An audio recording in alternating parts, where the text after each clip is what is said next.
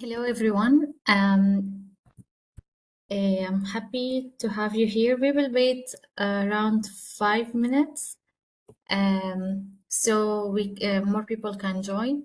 So, if you don't mind, we will just wait a bit until everyone joins. Do you hear me, by the way?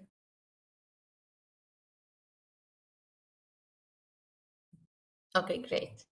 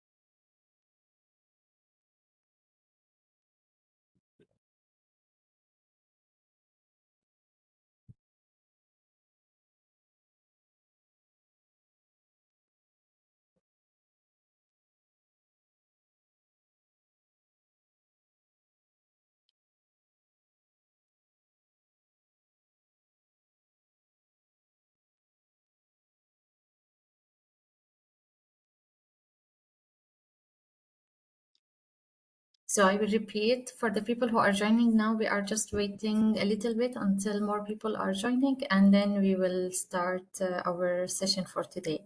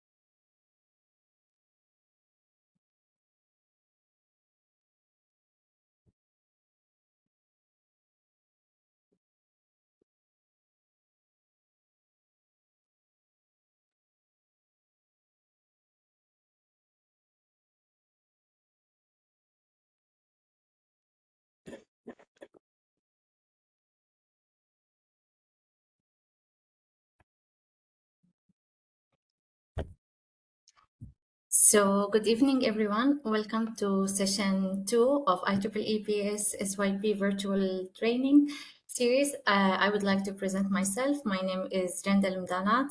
I am the chair of IEEE PES Region 8 SYP committee, and I'm really happy that you are still with us for the second session, and I'm really excited for this session. I hope it will be very helpful for everyone, and it will you'll enjoy the session today.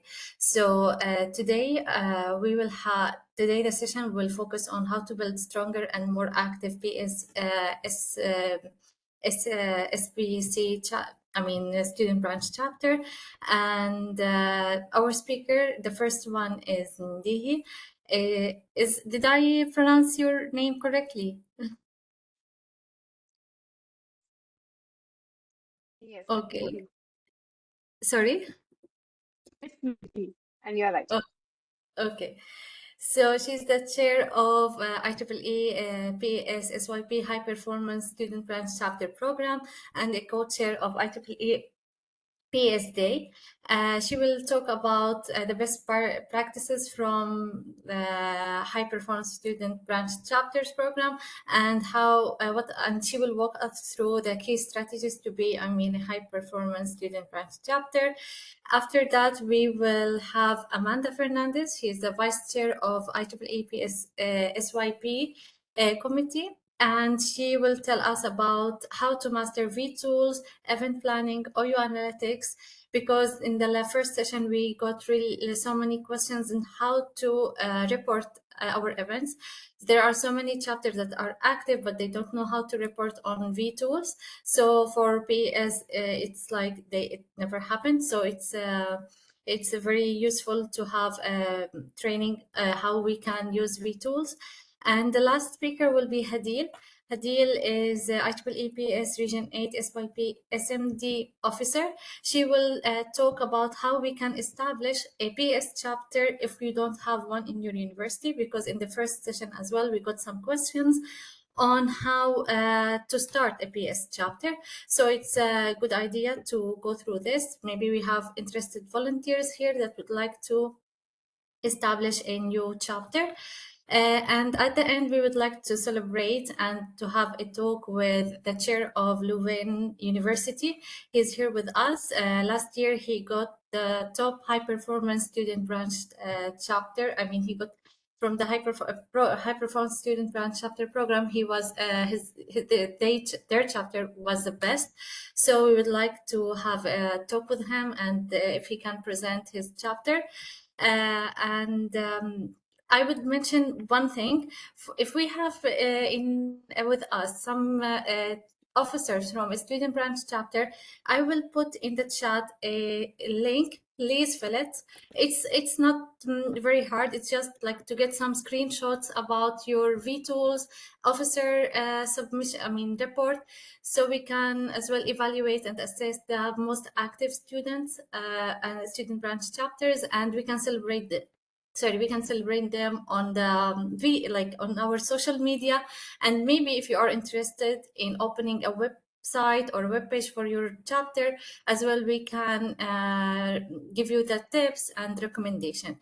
With this, I would leave the floor for Dee, and she can start our first part of the session. Thank you so much. Hey, thank you so much, Anne, for the beautiful introduction and letting us know about the agenda we are having today. And I'm glad to see a lot many students have already joined with us. And I'm much more happier to deliver the session for High Performing Student Launch Chapter Program. So just let me know if my screen is visible. I just share my screen.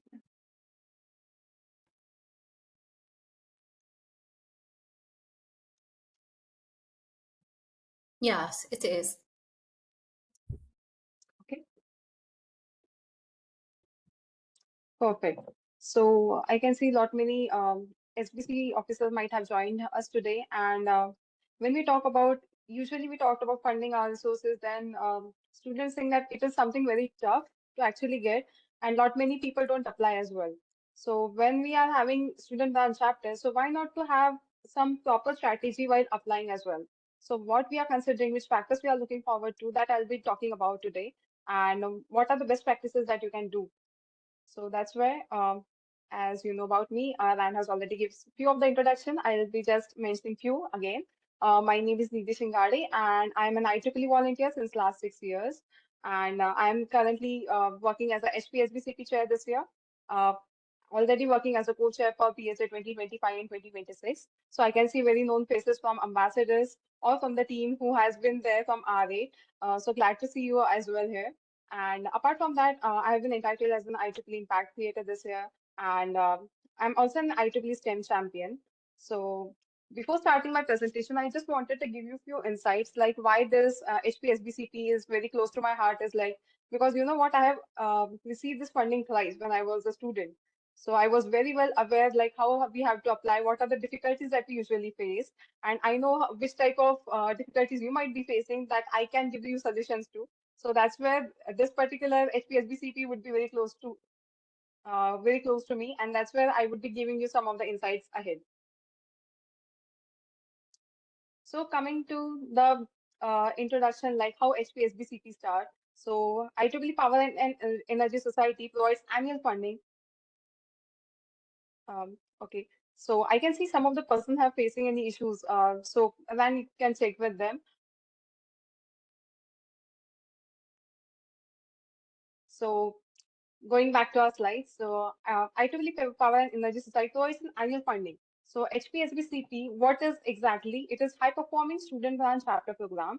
So it has been allocated to SBC chapters who apply to this funding every year. So what we are doing exactly here is like whatever you are conducting from, let's consider 1st January of that particular year, from the last year, say, let's consider when we are saying HPSBCP 2024, in 2025, we are evaluating which type of events you have conducted and whether they were up to the mark or not. So that's where we are trying to evaluate the events that we have conducted from 1st January to 31st December 2024. And that's where we are making sure that whether your events are up to the categories that we have mentioned, how many events you have conducted, were they impactful or not, and that's where this funding has been allocated to the particular SBCs. So this is the PS flagship program to support the student branch chapters. So we all know how much funding support is important for all of us. Like when we are working as a student, we might be needing not many funds to actually organize few of the activities that we want to conduct outside college or inside college. Let's consider. So the support that we can provide is like just funding one, and this would be a greater support to actually conduct n number of activities for either students or school students that you want to conduct with. And that's where we have divided this funding process into two parts. Let's consider it is as a basic funding and an advanced funding. And that's where every SBC that completes the basic application, satisfies the minimum requirements, is eligible for basic funding up to $150. When we are saying about basic funding, we are just having two of the criteria that I would be talking ahead. We just have criteria and you would be eligible for the basic funding. And however, all SBCs have the opportunity to get more funding up to maximum of $1,000 per year by completing a few more forms. So when I'm saying about advanced funding, definitely we would be rechecking again few of the what we can say categories that we want to apply for. Let's consider we want technical activities to be conducted by your SBC. There might be any retention activities that you need to conduct. So that would we would be discussing ahead as well. So we want you to be a what can I say? Need to conduct overall all type of events which would be high, would be impactful for your students, and that's where our goal is to make sure that you are on.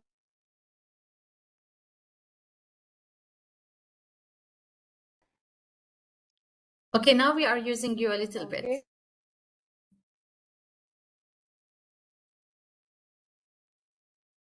Right. Yeah, I mean, we hear you, but like sometimes your voice goes and comes, but it's fine. Like it happened for a few seconds. Let's continue. Let's see if Okay. okay. Okay. Okay. Thanks so much for letting me know.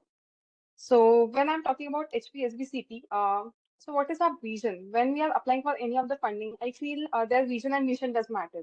And here as well, what is our parameter that we are looking forward to is like, we want to recognize the success of the PSSBC. So if you are conducting any n number of events, let's consider, we want to see how you're performing, whether your events are impactful, how many IEEE members joined you, how was the response of the participant that has joined, right? So we want to recognize the success of the PSSBC that we would be looking forward to via events reported on vTools. Van has already mentioned that there would be a separate session for vTools event reporting. I'll request to everyone to actually attend it, because you know what, while evaluating all the applications, I just observed that few of the members are unaware how vTools reporting has been done and how you can do it correctly. So for applying for this funds, it is much more essential that you should be aware of how to report your events on vTools, right? So second, but very important reason that we are having for you all is like towards funding, because you know what, as I already mentioned that these are the activities that needs few other funds, and this funding support would be a greater one for you all. And that's why we are providing funding to organize more activities. And we are trying to evaluate the health of PSSBC. Right now, when we are saying the health of PSSBC, we are having different parameters as well, because if any SBC is not active, let's consider, so they won't be reporting any officers on vTools, which is one of the criteria for us. They won't be conducting any events, which is not reported on vTools again. So that is another parameter to see actually whether the SBCs are performing up to the mark or not. If they are not performing up to the mark, right, so they won't be getting any such funding. So for getting those fundings every year, you have to conduct some n number of activities in particular categories to make sure that okay, we should be getting funds for the next year as well.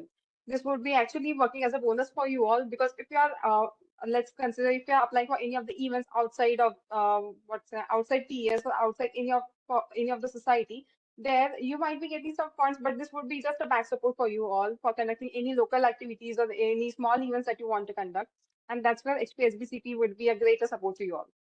Now, when we say we are applying for any funds, we are actually giving you a channel as well to connect to us, to PS leadership, because we would be giving you a chance to share your problems, share your difficulties that you are facing, and you can share those things to all as via the form as well, where you session to you to as a comment or additional parameters that you want to talk about.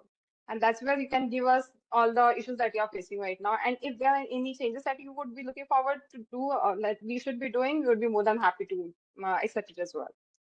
Now, coming on the last, but the most important point, I was mentioning again and again that when we are sitting in 2025 right now, we would be evaluating how your SBC performed in the last year.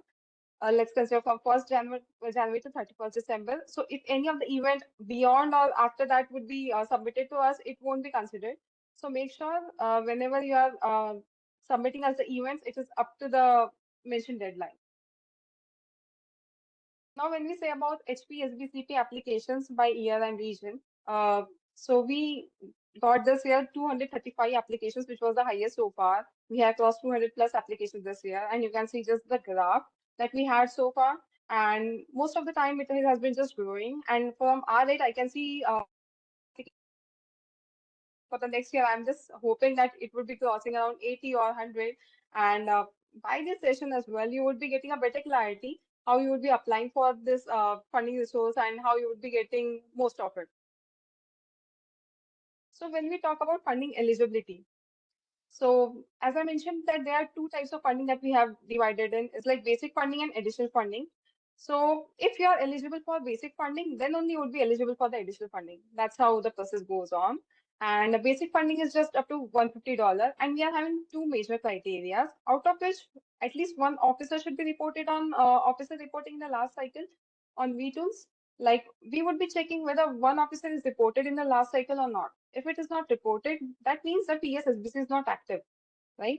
And the second one is minimum two events should be reported on vTools from 1st January to 31st December. So we are not expecting 100 or 10 or 1,000 events from you, just the two events that should be reported on vTools, because we have seen a lot many SBCs face issues while reporting as well. They conduct the event, but they never report. So how we would be able to evaluate those SBCs? And that's where we have actually make it as a compulsion to everyone who is applying that one officer and two events should be minimum reported on vTools. So if you are fitting into this criteria, you would be getting up to $150. That is how basic funding works.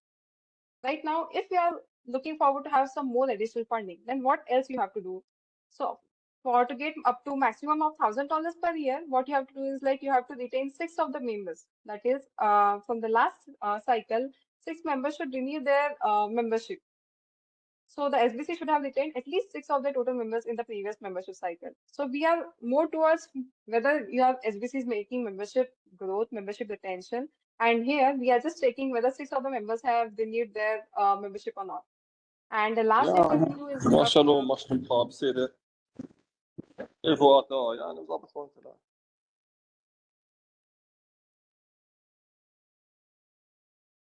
is someone talking or asking any questions? Sorry, I will mute. I will mute him. I don't know. It was by mistake. But anyway, someone is asking about recording the session. I forgot. So I will start recording from now. Sorry for that. But I mean, I hope we didn't miss so much. No worries. So Okay. I am just yet to start because we have just talked about basic and initial funding. Yeah. So there are a lot many factors again. Oh no, actually, it's been recording. Anyway, sorry. Yeah. Oh, yeah, no worries. So for the additional funding, one of the major parameters is 6 of the members should renew their membership from the last membership cycle. And that's where we would be moving ahead. Like what else questions we would be asking in additional funding. So when I'm saying about basic and additional funding, so additional funding would be, if someone is getting additional funding, they would be normally eligible for the basic funding as well. It is just one of the parameters that we are giving a bonus. As a bonus funding, we can say it is an additional funding and nothing more than that. Now coming to the evaluation criteria. So this is the same evaluation criteria that I have provided to evaluators as well while evaluating. I have seen a few of the evaluators have already joined the call. They might relate with this. It is not something very different. It is very transparent to you all, like how we are evaluating exactly. So when I'm saying basic funding, we have already talked about two parameters, like you should be having one officer reported and two events should be reported on vTools. If both of the factors are up to date and we can see, okay, this particular SBC has updated both the parameters, then we would be just marking your SBC as yes, and you would be getting up to $150.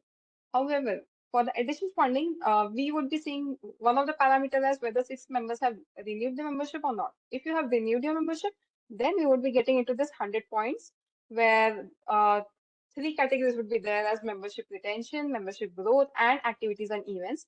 So for membership retention, we are giving up to 50 points. So that's why retention is so much important, as we have kept it as one of the additional funding, and it is having maximum points as well.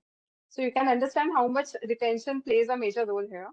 And we are giving 25 points for membership growth, and we are giving to activities around 25 points.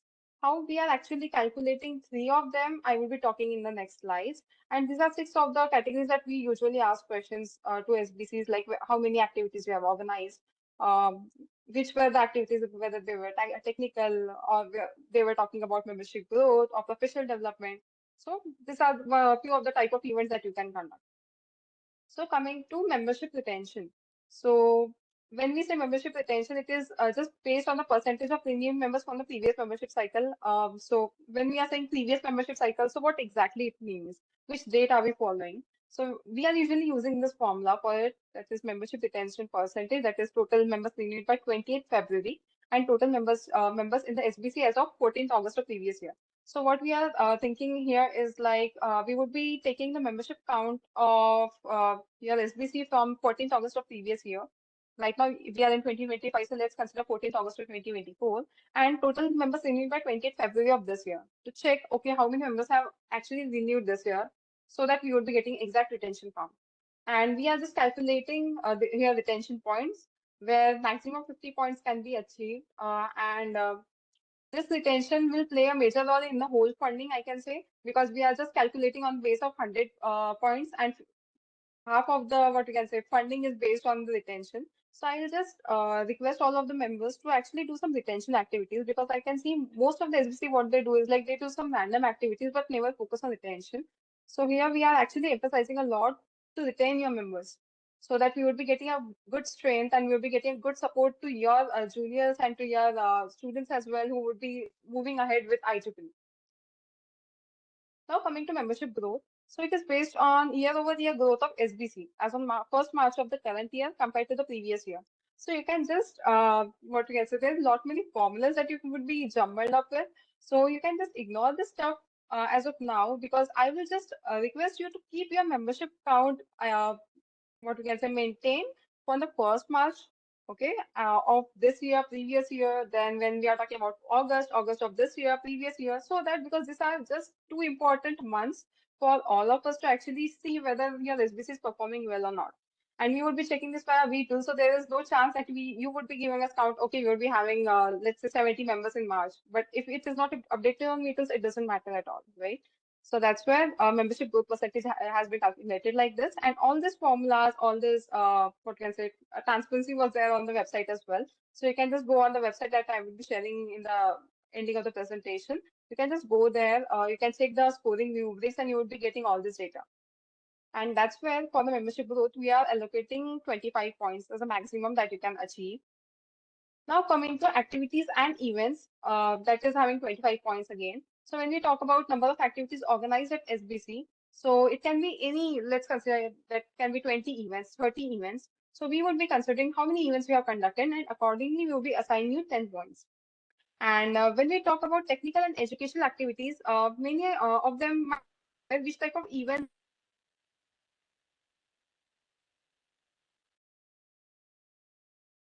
So it would be based on tech for more clarity and more smoothness.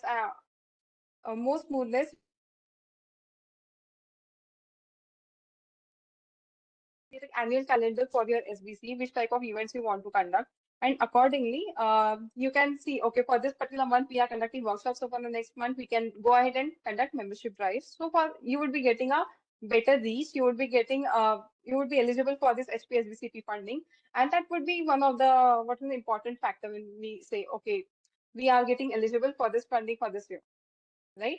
And that's where we have allocated 5 points to technical and educational activities. For initiative for membership growth and retention, you can conduct membership drives. And when we say retention, as I said, that retention usually SBCs ignore that. So you can go ahead and conduct some technical professional activities where you are actually motivating them to become a YP or to become a long life member of IEEE, and that can be retention session as well.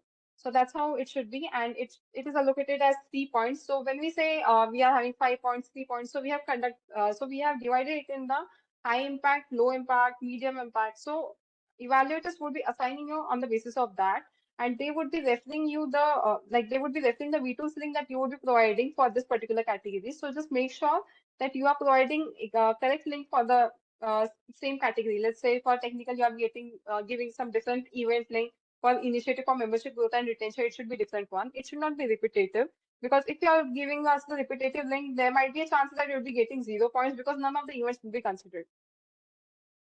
And we are looking forward to have a very unique events, so that we would be getting how you are performing well, right? And the fourth category that we are looking forward to is like professional development activity, out of which we are looking forward to have some career fairs, mock interview sessions, industry meetups, networking sessions. So why we are looking forward to have a professional development activity, as we are all aware that all the students who will be joining with you, and members who will be joining with you would be from an engineering background or from any other background where they would be looking forward to get some idea on how they want to go ahead with their career, right? So there, IEEE will play a major support to them. That's where career phase, mock interview sessions, and industry meetings will help them to grow in their career. And that's where we have kept 3 points to that. And then events promoting PS global initiatives. As I was saying that I was a part of PSA this year. I've been a part from a long time, and this has been this year that I've become the co-chair, and that's where we have started actually promoting lot many events that are conducted by ambassadors as well, to make sure that you get a proper visibility. And that's where for your visibility, even you have to conduct few events from your SBC side, and that's where we are allocating 3 points. And last but not the least, we are allocating points to those SBCs as well who are having different website or social media page. So most of the SBCs, either they don't have a separate web page, or what you can say social media page, but I will just suggest to have a separate social media page for the evaluation purpose here, because you know what, it would be much easier for our team to actually evaluate whether the events are up to the mark or not, and whether they have posted it, whether the events were genuine. You can even post your feedbacks from your participants, so that you would get a better visibility on the social media. And that's where if you are very good in that, if you are posting everything on social media and making sure that it is up to the mark, then you would be getting 2 points. That's how we have actually kept, divided all the activities and events that you can refer while making an event calendar for a particular year, so that you would be getting the whole coverage of the HPSBCP agenda that we are looking forward to, which type of events you have to conduct. So you would be eligible for it for the next year. So before that, I'll just request, like, if anyone is having any doubts, because this would be a second last slide that I'm having. Uh, if they are having any confusions with the evaluation process, that would be much better to answer the Yeah, queries. please write in the chat, and like once she is done with her presentation, we can start like answer some questions.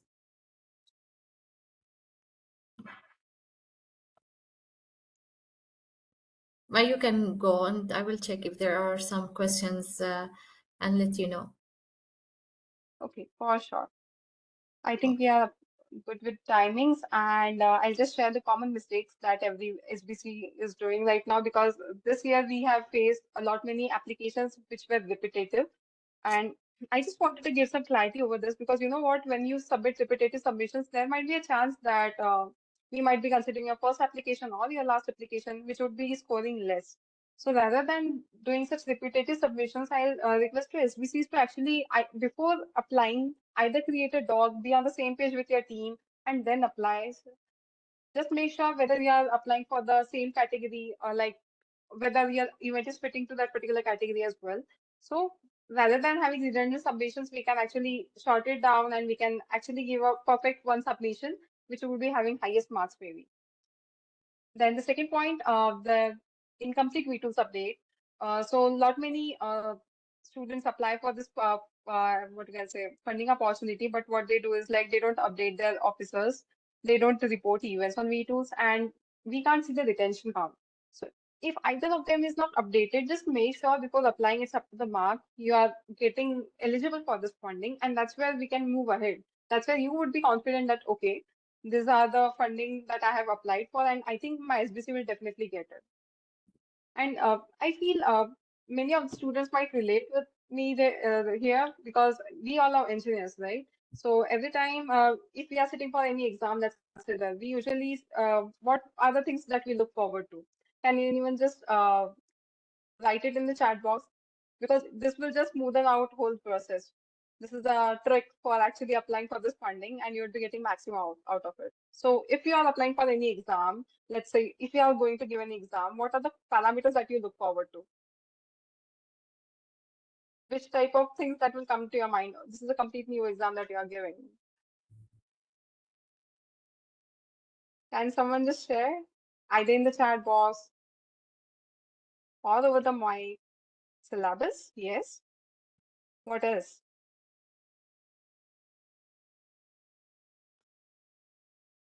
I think path is there. What about others? Evaluation criteria. Okay, that's interesting. Okay, so syllabus is one of the exact parameter that we would be looking forward to. So we can also get into the questions, that which type of questions are asked in particular exams, right?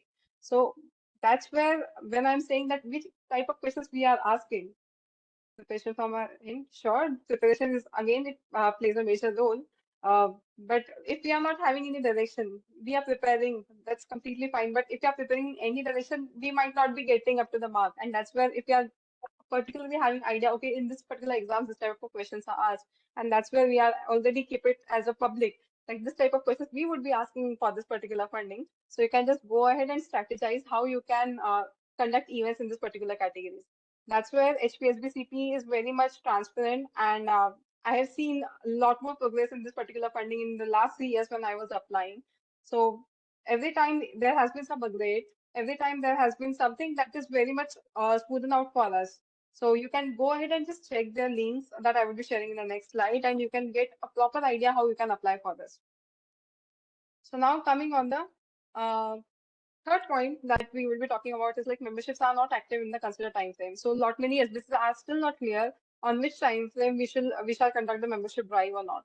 So when I said that 14th August and then the 1st March is few dates that we are looking forward into. So just make sure that you are conducting your membership drives before that or after that, so that not after that, just before that, so that you would be getting good counts on vTools. So membership drives should be conducted ahead so that every time, every year, your SBC would be active. Now, coming on the nominated activities outside the eligibility window. So when we say nominated activities, like there might be chances that you are submitting us the event from, let's consider 30 December 2023, which is not in the 2024 time frame. So first of all, the event should be conducted between 1st Jan to 31st December 2024 for the last year only. Before that or after that, we won't be considering, right? So the particular event should be conducted in the eligibility window only. So if event is repeated for the different category of questions asked. So when I'm saying, let's consider you have submitted the same event for technical activities and professional activities. So it is the same event that we are getting. So you might be getting 0 marks for it. It is not you might be as well. We usually give 0 marks because we are strict here, because you know what, when we are applying for additional funding, lot many SBCs are there in the competition. So to reduce that, we have to do such strict evaluation, and that's where we will just request you to actually submit some unique events for each category. Event does not belong to specific category. As I already mentioned, that there might be a chance that your technical events and professional event is colliding, and you are having the similar events or same events. But rather than doing that, you can actually submit, if you have just conducted one event, just submit it for one of the categories rather than repeating the same. No details of the event can be found on vTools and SBC social media. So many of the SBCs don't update their social media, and if we are not able to get, you are mentioning that you have conducted an hackathon, but we are not getting any photographs, we are not getting any reports generated on vTools. So how we would be evaluating? And on the, what you can say, worst case, if we are not getting it on vTools, our team is very much proactive and very much supportive to actually evaluate all those factors on our SBC social media as well, that you would be submitting in one of the questions, to check whether they have updated, how they have posted it, whether impact was created or not. So all the things we will be checking it from our end on your social media as well. So just make sure that your social media, your vTools is completely updated in terms of officers, in terms of events, because it plays a major role in HPSBCP. For me, I have a And for more question. Okay, yeah. just continue. I'll ask you later on.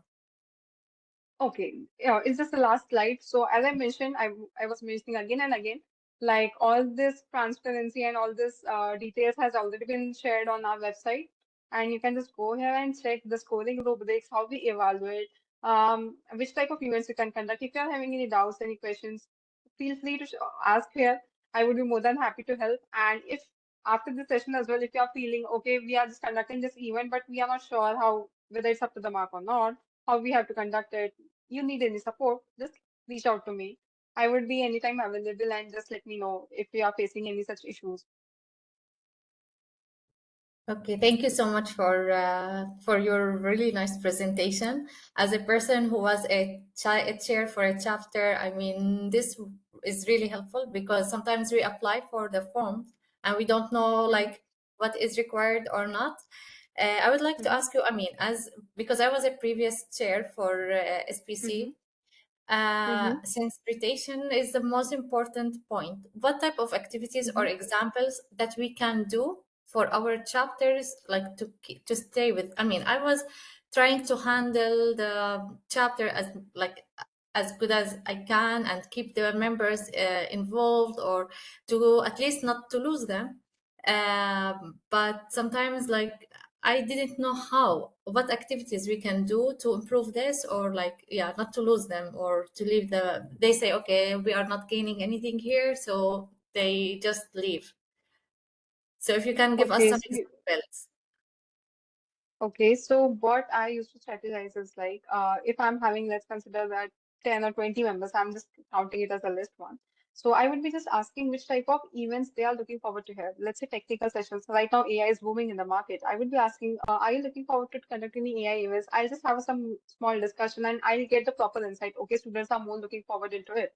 And that's where if you are providing all the things that they are needing, they would be actually renewing their membership for the next year, because they are getting the benefits out of IEEE membership.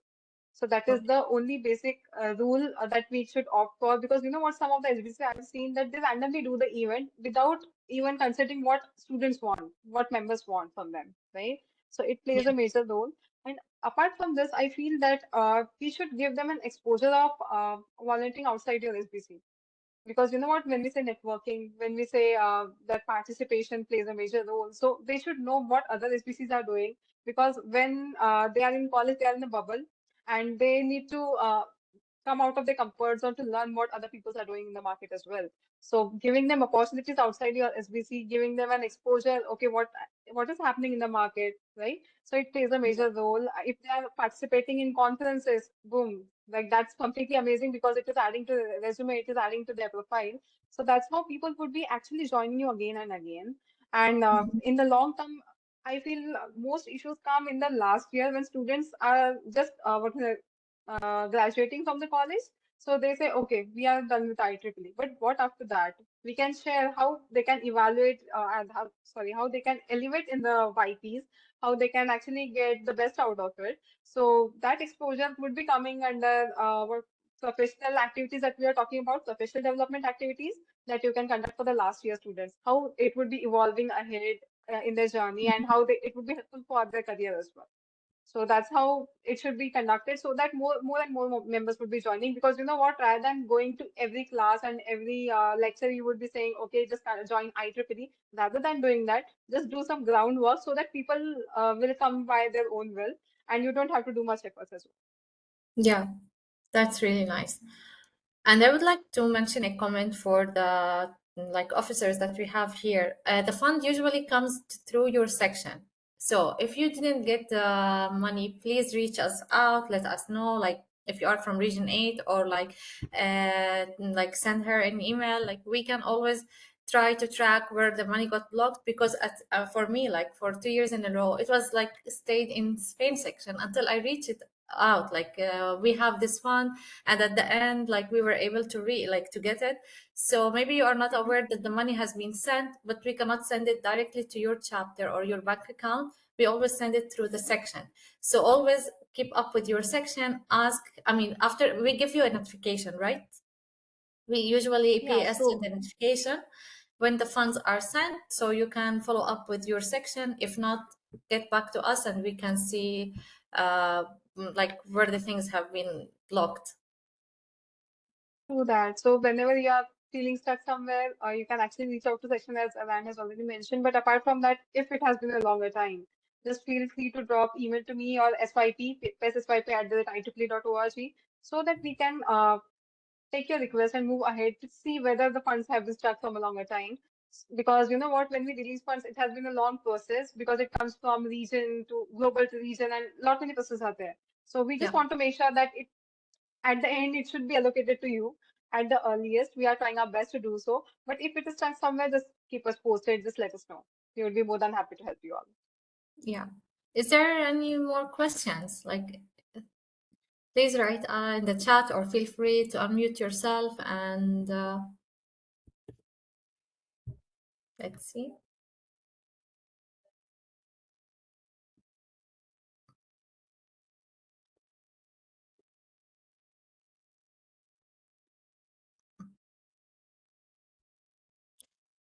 I think there is no question. But I would really like to say thank you so much for your presentation. For me, it's like I wished I had it when I was a chair. So, like to know how to apply and to fill the form, and I think as well for evaluators, it was like really clear this year how to evaluate the chapters and to be fair with everyone across every region. So, thank you so much for your hard work. And thank you for supporting Region 8 and give us this presentation. I really appreciate it. And I hope everyone find it useful. And I don't know if you have like anything else to say. I want to thank you everyone for being here and attending this series, because this has been one of the successful series that I've been listening recently. And Rand is already leading it very well. So thank you so much for the opportunity as well and inviting me for HPSBCP. I hope that everyone would be applying for HPSBCP for the next year. And for this year, we'll be releasing the results soon. So everyone would be aware of it. And more of it, I would be just, what can I say, saying to everyone to actually continue with your volunteering, continue with your good work, because it would be cherished somewhere. And we are here to cherish all the SBCs and all the hard work that you're doing. Thank you. Exactly. Thank you so much. So now we can move to Amanda. So since Nidhi told us how we can like apply for the fund, it will be really nice to know how we can submit our like events on vTools in a good way, so everything is seen and evaluated very well when we have to evaluate. So Amanda, thank you so much for accepting our invitation, and yeah, you can start. Hi everyone. Can you listen? Yeah. Okay. Hi everyone. First, I would like to thank you for the kind invitation and congratulate you on the Region 8 team for such amazing event. I am really happy to be here with you. I will share my screen.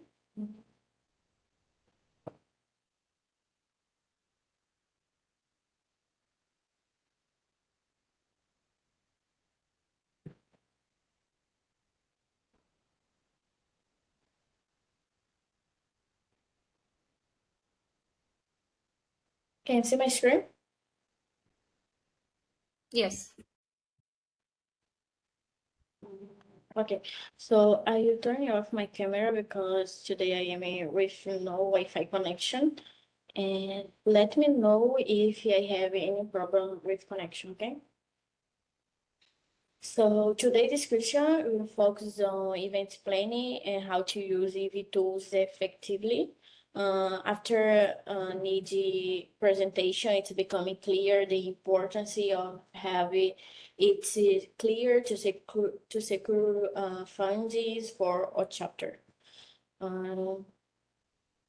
Just a brief presentation about myself. I am currently serving as Vice Chair of the IEEE PES Student and the Young Professional Committee, and I am from South Brazil section.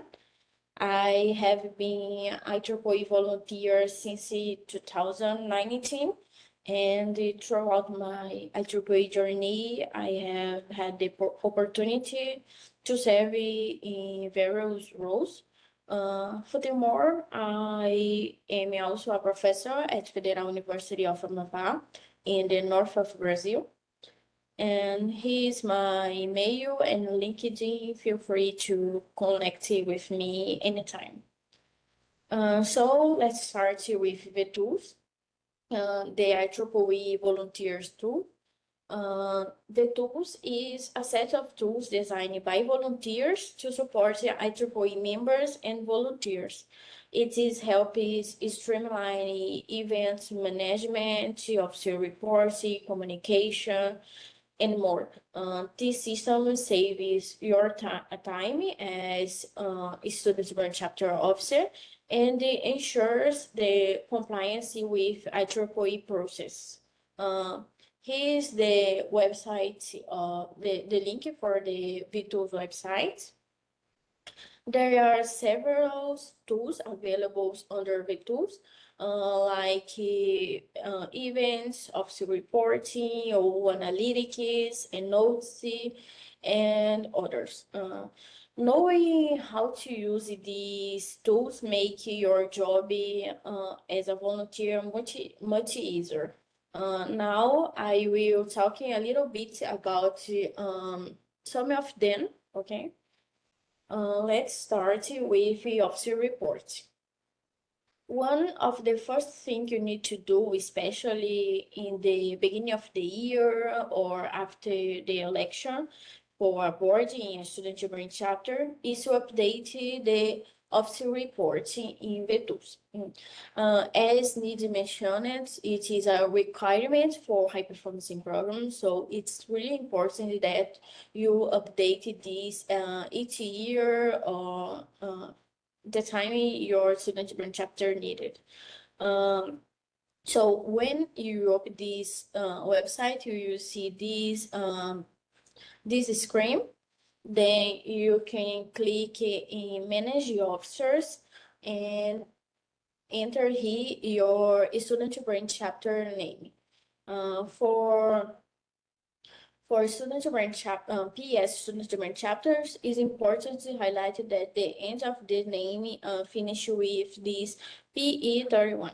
So if you select this unity, you will see this screen, and here you can update the officers. So you can add the chair, secretary, treasurer, vice chair, and you can update if you have some person here. For update, you need the IEEE member number of each of the students that will start the position, and the start and end date of the term. Okay.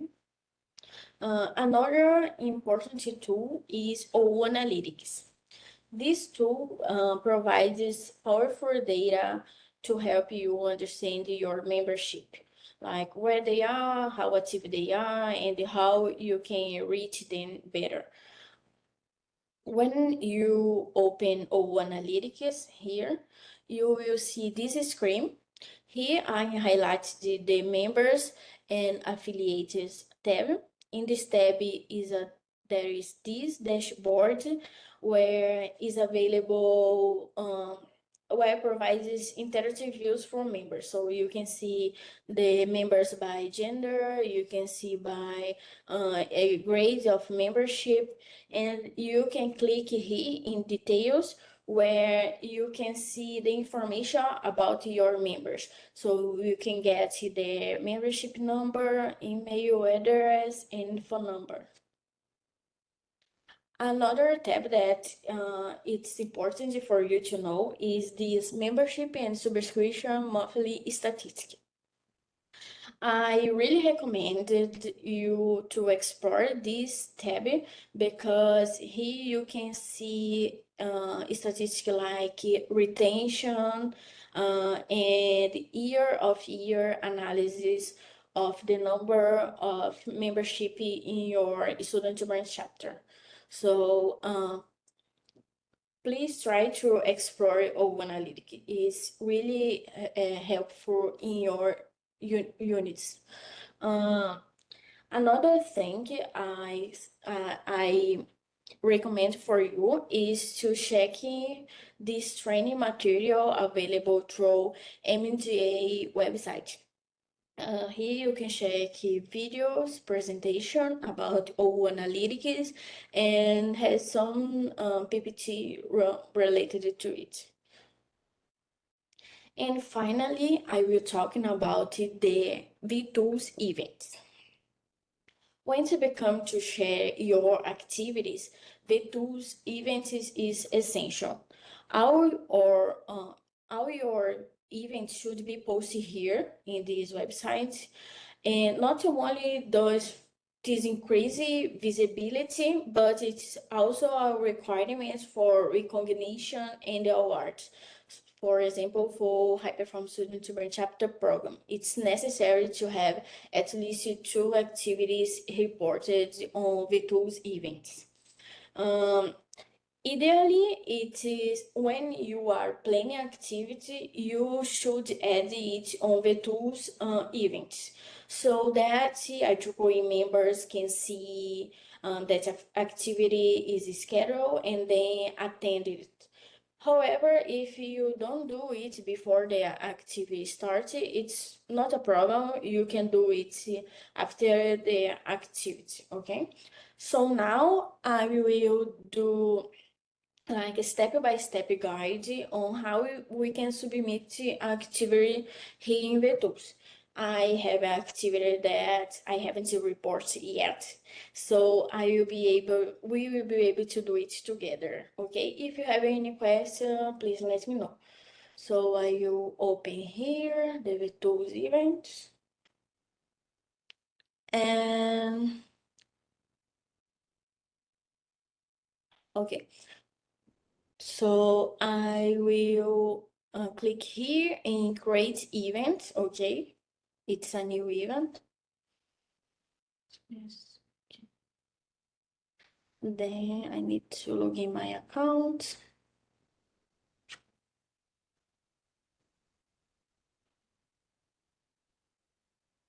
Okay, so to create an event, we need to fill this six information. We need to information about host, details, location, registration, payments, speakers, report, and attendance. So let's start with host. When I click here in primary host or will show my organizational. If I want to add another one as primary, I can search here in the communities and like search in region one and see the related O's. Okay, but I will add in this activity South Brazil. Wait, I will add here my email. Okay. For this activity, it's I have an additional host, so you click in this button, and here I will add the Colombia chapter is done. So here you add the see.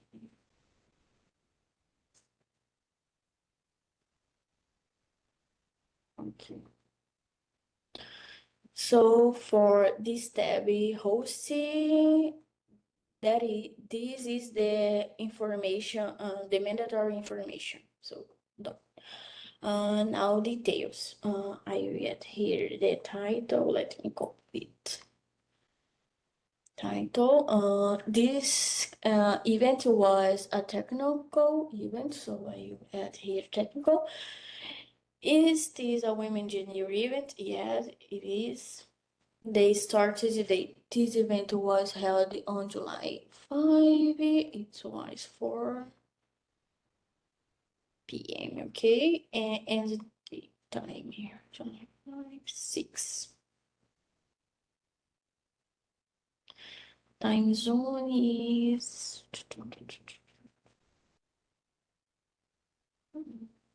Bogotá. Here you read the description. So I get this, and for high performance program, it is important to have a picture to ensure this activity was held. So I get here a print of our meeting. So I add in the description of this activity and a picture. Okay. Let me see, not mandatory, no. Text. He has some suggestion, energy, we day,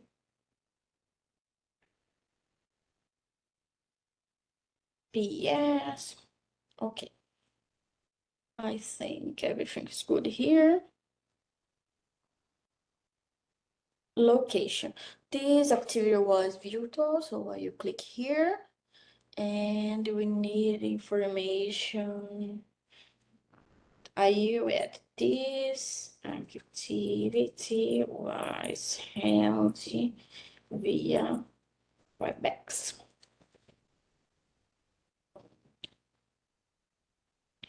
Okay. Now where's the station? There's none.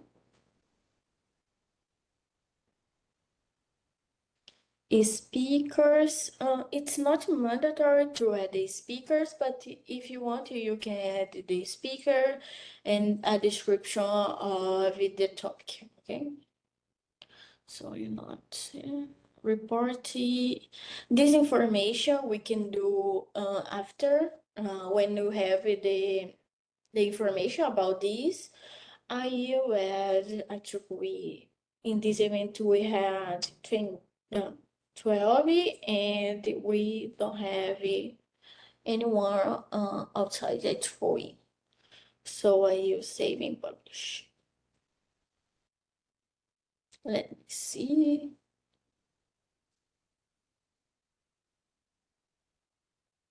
Done. So here my activity. Let me see. I copy it. I send it here in. Let me see where I can send it to you. Chat. So now everyone can see this report and we can see the name of the activity, the description, a picture, and the timing. If you have any question, please let me know.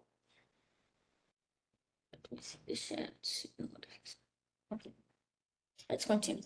Now I will talk a little bit about best practices for planning activities for students and younger professionals. First, it is important to define your goal clearly. This event is for networking, technical development, leadership training. So it's important to have it clean, and then we can it can help you to building the right experience for your audience. Secondly, is important to build a motivated team. Assigning roles early, such as logistics, marketing teams, promotion, reporting, and it's important to keep this team engaged through regular check-ins, for example, and recognition. Another thing is to plan ahead in the budget. Plan and budgeting are also keys. So start early, looking for partnership, sponsor, and set a clear milestone for this activity. Promotion is everything. So use your social media creatively. So don't forget to attribute vTools but go ahead using Instagram, LinkedIn, YouTube, this to promote your activities. During the event, it's important to have everything interactive and inclusive. So working in ice breaks, questioning and sensation, strong speakers, they can create a relevant experience. So working on it in your activities.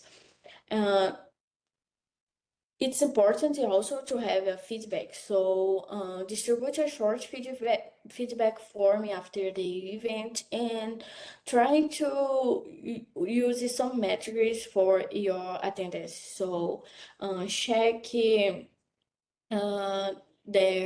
experience, if the certification rating, and working in certificates and giveaways for the attendance. At least don't forget the event reports. So in vTools event, it's important to add the photos of these activities, the attendance, how many IEEE members was in that event, how many outside the IEEE, add a detailed description, share highlights on social media in your or in regional newsletter, and also share slides and recording with your participants. It's important to them to check this information after the event. These reports are important to help your student chapter in gain recognition, funding, and awards. That's all from my side. Just keeping in mind that planning successful events and reporting them properly isn't just about check box. It is about creating value for your members and building stronger, more connected communities. So feel free to reach out if you need any help. I am always happy to collaborate and support when I can. Okay. Thanks so much. Thank you so much, Amanda, sorry. Thank you so much for your presentation. Actually, I would like to know how many SBCs here we have with us, how many officers, chair, vice chair, are here with us. I mean, you can raise your hand, you can present a bit your chapter. Please let us know. So I would like to know if you find this useful. Did you know before that how to use vTools, or if you didn't know? For me, like these trainings were useful because I never knew about OU analytics before. So we have Obada. Feel free to present if you want your chapter. I mean, we have Christopher. So guys, I mean, I'm really happy that we have some people that are officers here. So let us know, just let us know what problems you may face when you have like to submit a vTool. Do you find it really hard to do it, or is it easy? About OU Analytics, do you know how to use it? Have you ever heard of it? So whoever would like to tell us a little bit, please let us know.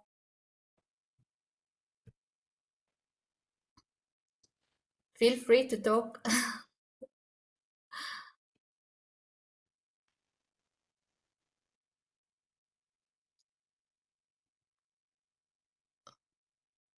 Okay, if you don't want to talk, at least let us know in the chat which is your chapter, from which section are you. I mean, for me, OU Analytics was useful. Okay, so the hardest thing is to remember to submit at the beginning of the year. So what do you recommend? For me, I was submitting maybe after the event, at in the latest, maybe 1 day, 2 days of my event. So Yeah, I think it's important take one day for a month to submit everything. So we have some meetings, we have activities. So take it like the first day of the month, the first Saturday of the month to do it. Because if you just leave it to do in the end of the year or in the beginning of the year, it's really hard because sometimes we organize a lot of activities.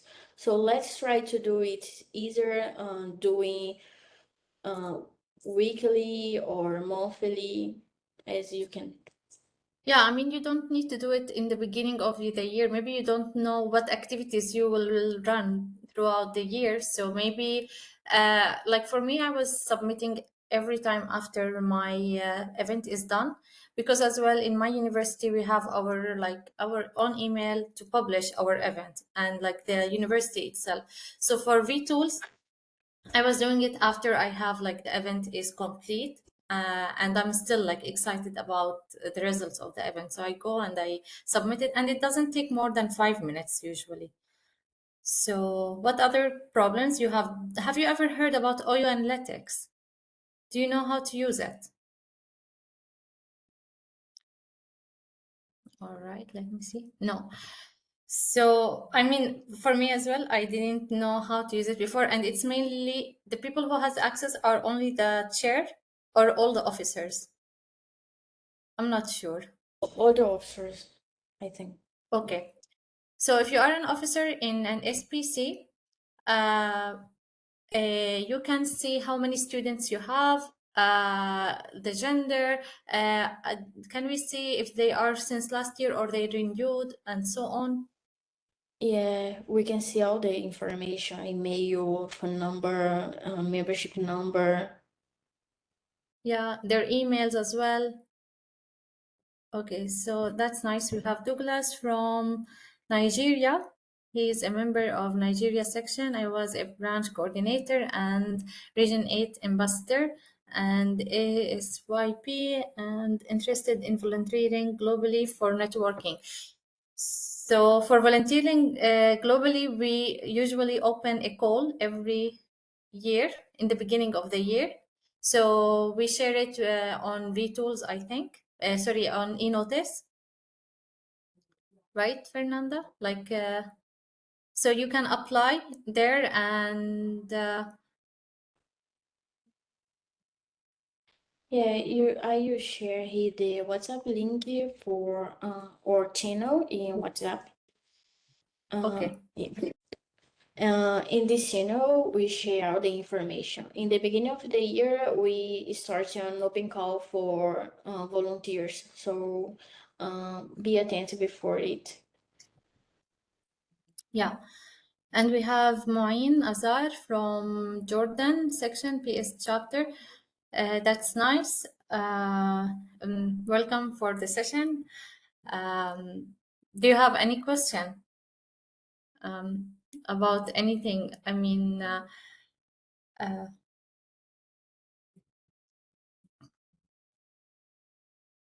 I'm really happy to see that we have some chairs here because, like for me as a chair, like last before 2 years, yeah, OU analytics, I never knew about it, and sometimes I didn't know how many students I have and how to reach them out and how like not to lose them. So it's a really nice tool to use it, and thank you so much for going through it, for going through office reporting because.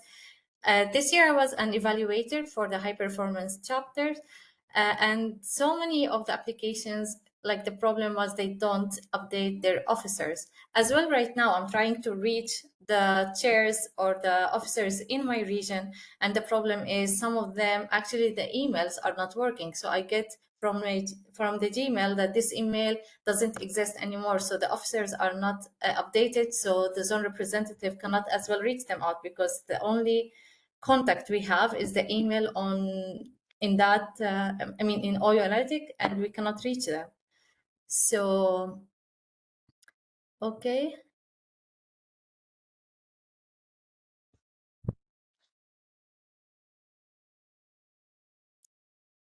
Yeah, thank you.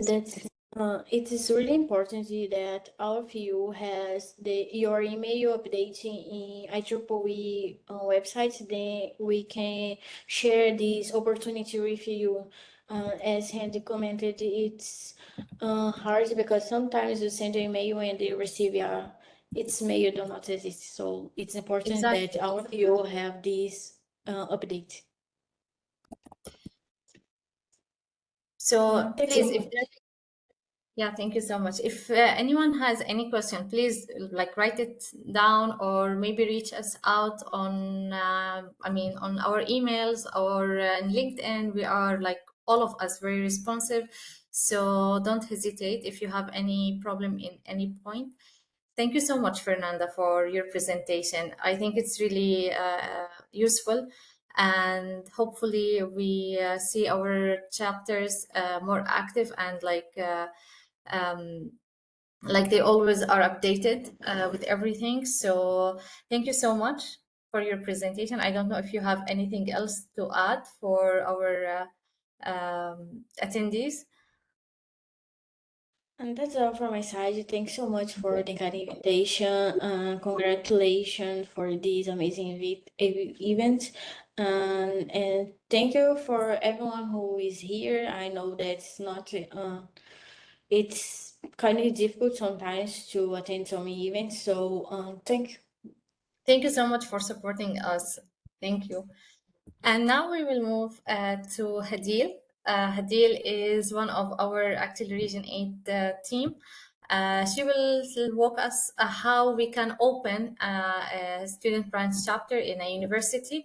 So if someone here is interested to open his own SPC in his university and he's really like motivated to work with us, Hadil will give us an idea how is the process and help them out to open their chapters.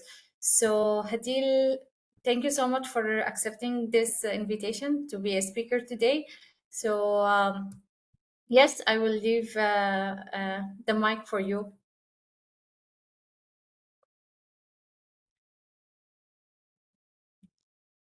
Hadil?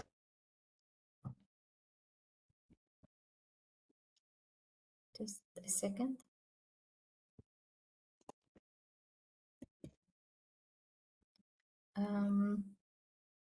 Okay, her mic is not working. Just a second. Just a second.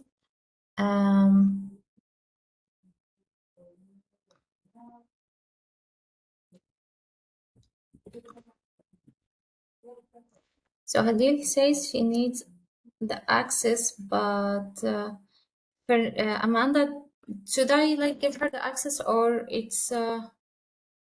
It's like the bottom below. It says share, and I think you can share your screen.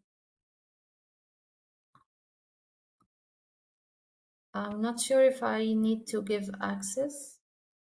Try to give you her access as presenter or co-host. Okay. All right. Make a presenter. Okay, just a second.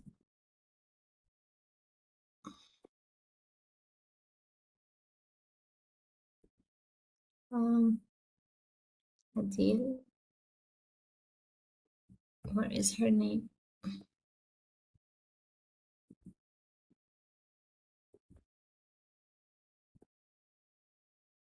Sorry, guys, just a second. Let me check how can I solve this issue. Okay.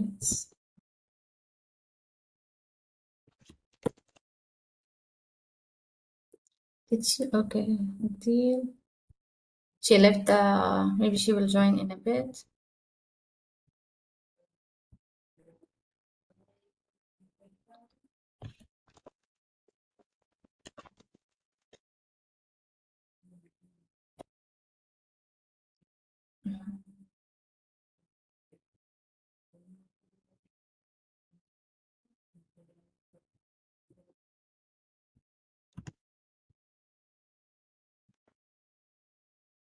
Okay. Now make a presenter. Okay, I think Hadil, now you are a presenter. You can share your screen. Can you hear me? Yeah, finally. I'm sorry.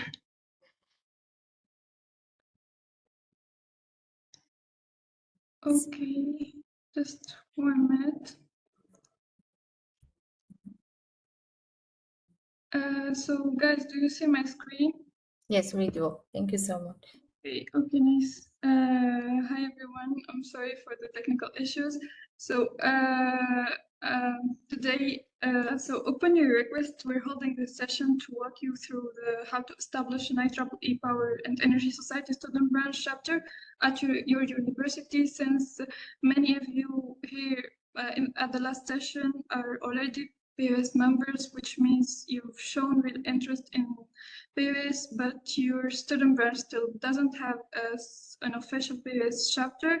So today we're here to tell you how to do it in details. By the way, this won't be a formal presentation, just a short tutorial. We'll be explaining the roles needed to form the student chapter, walk you through the petition process, and share tips on sustainable election and engaging activities. So here a quick overview, and then we will move forward to the tutorial.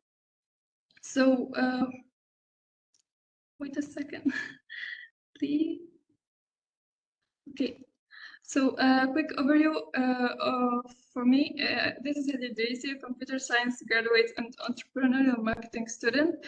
I'm the student chapter coordinator for IEEE media section for this current year, and the IEEE PES version 8 SYPCMD officer, where I hold the petitions and that stuff, and the IEEE Day 2025 events and contest co-lead. So this is why the session. As I told you, many of you already IEEE PES members, but your student branch doesn't have a PES chapter. Then we will talk the need to start, how to start the PES chapter, the organizers, the petitioners, the chapter advisor, the student branch counselor, and then the steps, how to establish the PES SBC via the link of the IEEE geographical petition. And then we will talk about after the approval, how you hold the first election, how to plan the events, the awareness sessions, how to plan the calendar for your technical talks, the events for the PES society, and how to connect within your IEEE section or the PES local student chapters or chapters. And the common questions asked by many student members who wanted to establish PES chapters and faces many difficulties, so we are going to answer it all. So moving forward for the website for the IEEE geographical unit format policies and petition, this is the website where we're going to establish our petition. So there's many types of petition. There's types for the IEEE section, the subsections, the joint chapters and the affinity groups and the student branches, and we are interested in the IEEE student branch chapters. I will send you the link after. So we're stopping here. So first of all, we're going to introduce a bit the PES student branch chapter. So as you all know, the IEEE PES Student Branch Chapter is a technical and professional community formed under the existing IEEE, and it connects the students who are passionate about power and energy. So after that, so we have to access the IEEE Geographic Unit petition application. So we start our petition. So there's some prerequisites. We have to be under a faculty that have an IEEE student branch before creating a PES chapter. So the institution must have already an IEEE student branch. After that, we have key players we are focusing on, which is organizers, endorsers, and petitioners. The organizers is who will lead the petition process, who will coordinate with the endorsers and the signatures and collected required information and submit it through the IEEE platform. Also, he's going to be the interim and active IEEE student branch graduate member who will act as the interim chair of the proposed chapter. So here we are. We have created a petition. So I'm the organizer as the definition, as I told you.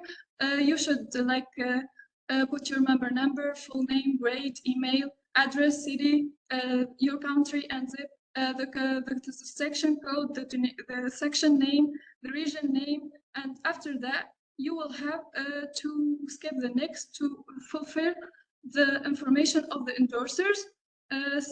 After it, you have to choose the student branch chapter. So we have to choose the student branch chapter, and after that, we have to start the petition. So moving forward, so we have to pick the team, the endorsers, the student branch advisor, and the endorsers. They have two endorsements are required, one from the counselor and one from the PES chapter. The endorser is a student branch. The first one, the counselor is a student branch counselor, must be an official advisor of your current IEEE student branch. So they'll endorse the petition on behalf of the FB Executive Committee, and the PES chapter advisor must be an IEEE active member, a graduate student, or a higher grade, and he have to be a faculty member at your institution and be active at the IEEE PES. A note note, guys, you have to make sure that the advisor cannot be one of the 6 petitioners, the student ones. It's recommended that the student branch counselor and the PES advisor are 2 different people to ensure diverse leadership. And moving forward for the petitioners, we have a maximum of 6 active IEEE student or graduate student members who will support the creation of the chapter, the student chapter, and will sign the petition electronically via IEEE portal. And they become future committee member or volunteers. So choose wisely the IEEE petitioners who are going to sign your petitions, guys. So now moving forward for the petition process, which is like the journey from the idea to an official chapter. So after preparing the team, the counselor, the advisor, and the 6 petitioner with the organizer, we have to identify and assign roles for the organizer and the secretary and the professional and the potential vice chair and the treasurer. And now we will move forward for the student, for the petition information. We have the name of the student branch, the name of the society technical council, and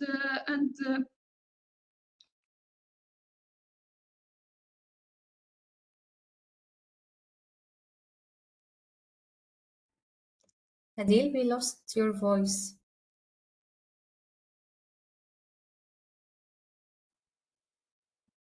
Do you hear me?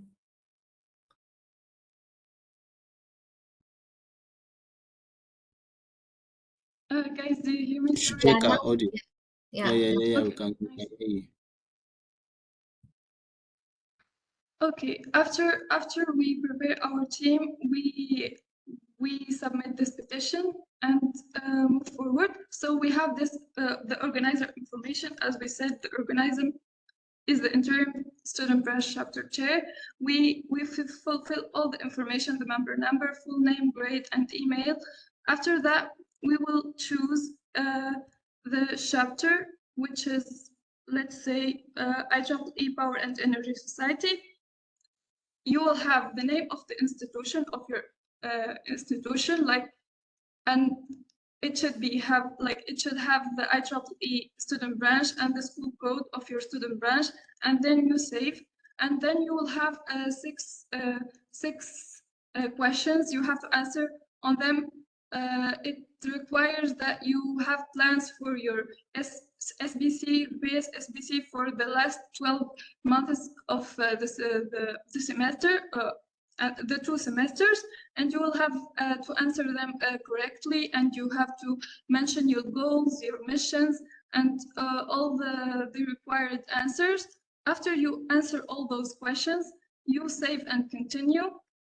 And then you will move forward to the endorsement of the IEEE members, which are the counselor and the chapter advisors that we talked about. The counselor should be the counselor of your SB, and the advisor should be the advisor for the chosen advisor for your PES chapter. You have to put the member number, the full name, the email, and the endorsement status. And you guys should know that all the petitioners, the counselors, and the chapter advisors have to be IEEE members within the IEEE PES membership, so you can start the petition.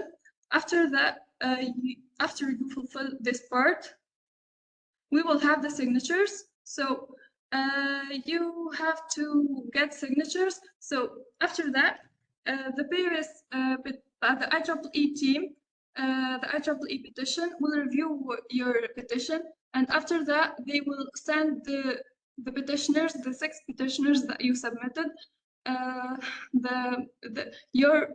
your petition, and they have to endorse it. After that, the endorsers, who are the student chapters counselor and the student chapter advisor, they will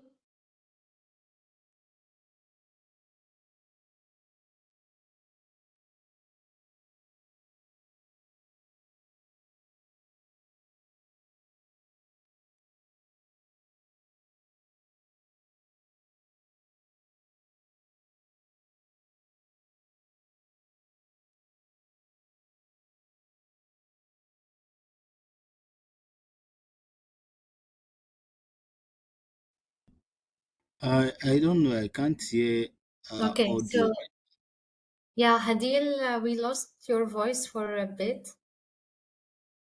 I wasn't sure if it's me or everyone else, but it seems they don't hear you. Do you hear us? Guys, sorry, my connection Okay, it's fine. isn't Now, very well. now it's Okay. back. It's back. Okay, nice. Okay. After you submit the petition, you have to collect the signatures. The 6 student petitioners sign online. All the signatures must be from the active IEEE members under student or graduate students grades, as we said.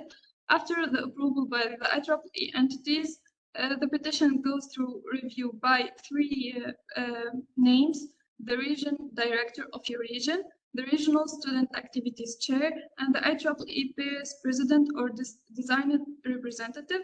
They can take few weeks depending on the review queue. For us, for the PES society, the review stand by us. Like we have the IEEE PES president and the membership chair. She forwarded to us the petitions and we will review it. So if you guys going to establish the PES student chapter and you are from region 8, the petitions will go through us and we will have to interview you guys and ask you to prepare a presentation for your 12 months ahead activities and workshops, so we can review you and decide if we whether accept your petition or not. And we usually accept it because PES Region 8 student members are very active and they want to work, and we always want to encourage them to do more activities in the region and their section. And for that final approval, you will have a final approval and a welcome letter.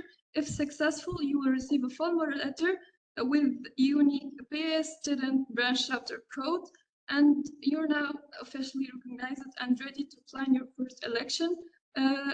You announce your chapter and start your PES journey. And that's it for the petition. I hope it was clear.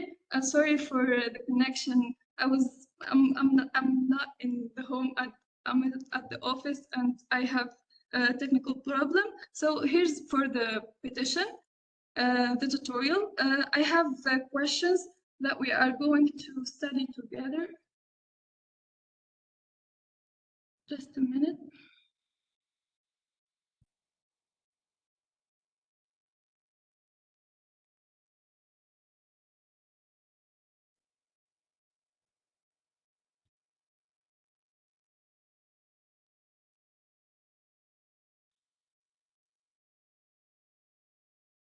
Okay, these are the questions. We don't see your screen now. I'm sharing content now. And maybe it's a different window than the one you asked for sharing. Just 1 second, sorry. Actually, today I got questions from Region 10 how to apply for establishing a PES chapter. So I directed him to Region 10 because I told him the steps, like more or less, but I told him like we are not in charge for Region 10, but we are happy always to help, and I gave him some steps. So it's like important, to give like hints how you can open a chapter and what are the steps that are waiting for you and what we are expecting from you when you apply. We are still not able to see your. I'm trying to reach out I don't know. Wait a second, sorry. It's fine. It's fine. I'm just like letting you know. Yeah.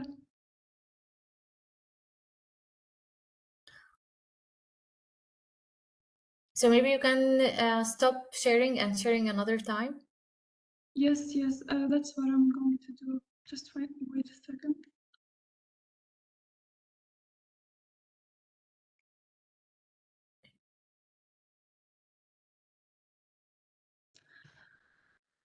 we got another. The advisor need to be a senior member, right, Hadil? Like, there's a question. Are there any restrictions on who can be a petitioner, advisors? So the advisor should be like a graduate student or mostly graduate student or a senior member or a YP member. It should be like from graduate and go on, like a member, not a student. It should not be a student. A graduate member, it's okay, but a student, no.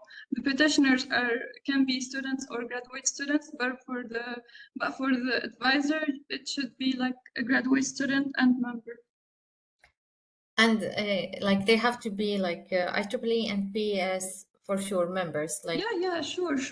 If you are going to establish a PES student chapter, you have to be an IEEE member, an IEEE PES member also to start establishing the petition for PES. Rather than that, no. Ren, sorry, are you seeing my screen or no? no. Do you There's no see it, share. guys? Because I'm not able to see it. I'm not sure if it's There's no share. no sure. Okay, I will try to give you again a presenter access. I mean, you are the presenter. I'm make you a co-host. No, I don't know. Okay, if this will change. Try to share now again. Okay.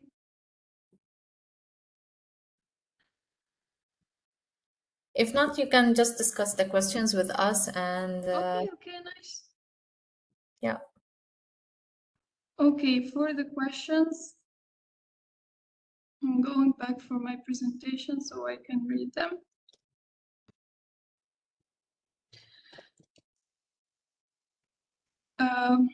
Okay, for the first question, there's a question that frequently asked, like, what's the purpose of an IEEE student branch chapter? So, guys, as an IEEE student branch chapter allows students like you to focus on specific fields like the PES. Specifically, we are talking here by organizing events, accessing society-specific resources like magazine or badges or events or workshops, and connecting with professional and contributing to technical communities within IEEE, and most importantly, volunteering within the IEEE community. And for the second questions, we have who can initiate the petition process. As I said, an active IEEE student or a graduate student member can initiate the petition, and this person is called the organizer or the interim chair and of the proposed chapter, which is in our case the PES student chapter. And after another information, after the approval of the petition, the interim chair automatically got announced on the vTools as the chair, just the interim chair. And after that, you can have the election, and the 6 petitioners can apply for whether the chair, if the interim chair is not interested in staying in this position, and apply for the other positions, which is vice chair, secretary, treasurer, webmaster, and that's it. Yeah. And for the third question, how many endorsers are required? So 2 endorsers are required, as we said, the student branch chapter counselor and this chapter advisor who is a faculty member and who is also a member of the IEEE society, like in our case, the IEEE PES society. And for the petitioners needed, at least 6 active IEEE student or graduate student members, and not including the advisor, of course, to sign the petition as supporters. And for the 5th questions, what happens after the petition is approved? So after the petition is approved, we will receive an official welcome letter, and the chapter will be assigned as a unique SBC code, and you can, guys, begin the operations, hold your elections, plan activities, and apply for society-specific support, and that's it. And apply for funds like the funds that Nidhi stated, and plan activities and report it in vTools like Amanda Amanda stated. That's it. For the question 6, I had like, where can I get help during the petition process? So for region A, you can get to us guys. You can address to the zone representative who can reach you, who are going to reach you soon. They are going to reach the SBC chairs and all the SBCs in their region and their zones. So if you guys want to help in the petition process, you can ask us or ask the zone representative, or simply you can contact the IEEE petition team via petition IEEE.org, and that's it. You can also reach out to your section SAC student activities chair, student activities committee. They can help also, and that's it. You have many resources to get the help during the petition process. Okay, the 7th question, what about joint student branch chapter? So guys, many of you have started petitions. We received petitions with joint chapters. So the concept is of the joint chapter that there's societies, there's sister societies like the PES, the AAs, like they have fields that related. So joint student branch chapters can be created when a single group of students want to affiliate with 2 or more IEEE societies that are technically related, like PES, AIS, and PLS. You can find it on internet. Usually PES and AIS and EOS, those societies are related technically. So that's it. You can have your joint chapter if you want to have one unit, and you don't have the number to form more than more than 3 more chapters. So you can have one chapter, joint chapter, and you have all units together, and that's it. For the question 8, how can 2 existing IEEE student branch chapter be merged? Like as we said, like joint chapters are 2 not existing. The chapters are not existing in your student branch, and you are going to establish a joint chapter. For the merged chapter, there's 2 chapters existing in your student branch, and they are related technically, and you want to merge them together. So the merging of the 2 student branch chapters, you have to, both chapters must agree to merge, like the PES Executive Committee and the AIS Executive Committee in your student branch chapter approved to merge. After that, a formal petition must be submitting requesting the merger, as if you are going to establish a new chapter, but it's like it's a new joint chapter. And after that, IEEE will review it. If approved, you will issue a new joint chapter code reflecting the merger, and the codes of the old chapters will be deleted, and you will have the new code of the merged chapter. That's it for the questions I have. If you guys have any questions you want to ask about the petition or how to establish a student PES chapter, I'm here to answer. Thank you so much, Hadil. Actually, there are like the question part was really useful. I think we get so many of these questions, and it's really nice to go through them. Actually, I had a joint chapter, and yeah, I was always thinking, what if a university would like chapters would like to merge in one, just to keep like the support and like all this like the funds all together. So it's really nice. If they like, if anyone have any question, please write it in the chat. I know the majority here, they already have their chapters, but I mean, if you are interested to open a new chapter, let us know. You can reach to Hadil, to me. Okay, just to confirm, can the undergrad student can participate for election?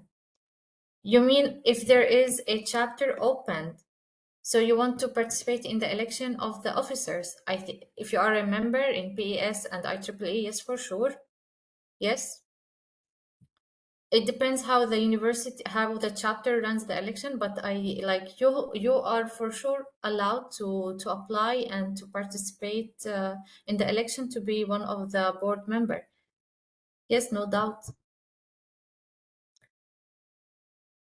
Hadil, do you have any? Okay. Hello, ma'am. In my college, we have PES Student Chapter, but we got our application rejected for PES Society. How can I go ahead with the formation of joint chapter? So are you in the beginning from region 8? So as she just mentioned, like to apply for like merged chapter, you have to go through the, it's region 10. Okay, as just Hadil mentioned, Hadil, do you would like to comment on that? Okay, nice. Okay, just one comment for the previous question.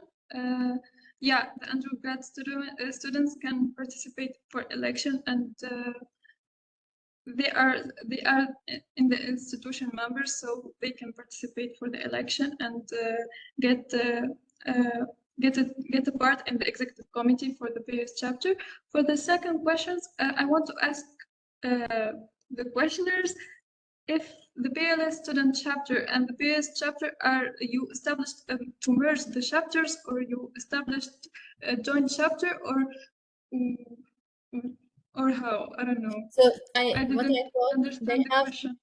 they have PELS chapter, and their PES rejected the foundation of their chapter. So they right now are trying to do a merged one, or the petition from the beginning was for a merged chapter. I mean, sometimes the evaluation, if they don't see that there's objectives for this chapter, or there is so much chapters around the same area and they are not active, they are thinking like, okay, if we open another chapter, it will not be active. So sometimes it's in the like the questions that you saw, how you answered them, how you convince the evaluator to open, like to accept your application. So I don't know how region 8 handle their petitions, but I believe it's very similar. In any case, you can always reach out and ask what mistakes have been done and how you can improve it, and to show your motivation to open a PS. I don't know if we still have maybe Fernanda as well. She can, Amanda, pardon, Amanda can comment on that, or I don't know. Okay, then for this question, maybe I can help.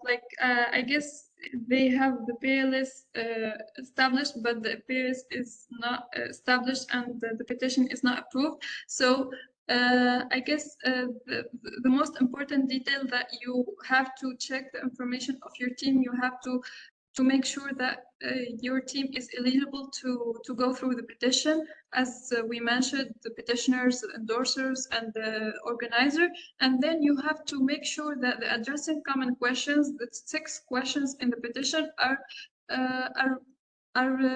addressed proactively, like you have smooth answers. So we have like five questions, so I'm trying to give you some tips for each question. So for the first question, it's talking about the election plans. So you have to outline a clear timeline and process via vTools voting for election committee members. You have to say this, and you have to ensure that the election process is transparent and inclusive to foster the member engagement. And most importantly, as I said, you have to process via vTools voting, because vTools voting is required. For the second questions, the planned activities, you have to propose a mix of technical seminars, workshops, competitions, and industry collaborations, and you highlight how these activities will benefit members and the broader community. And for the third question, you have to talk about the chapter sustainability. You have to develop strategies for funding, sponsorships, and resource management, whether from fundings from the PES Society or from your section, or from other sponsors, and demonstrate how the chapter will remain active and impactful over time. Because, guys, as CMD officer or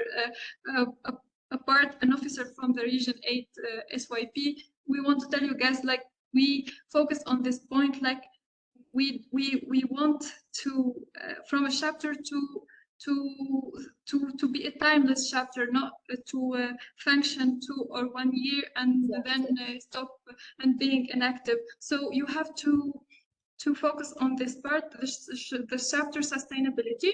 And for the fourth question, you have the membership growth. You have to talk about membership growth.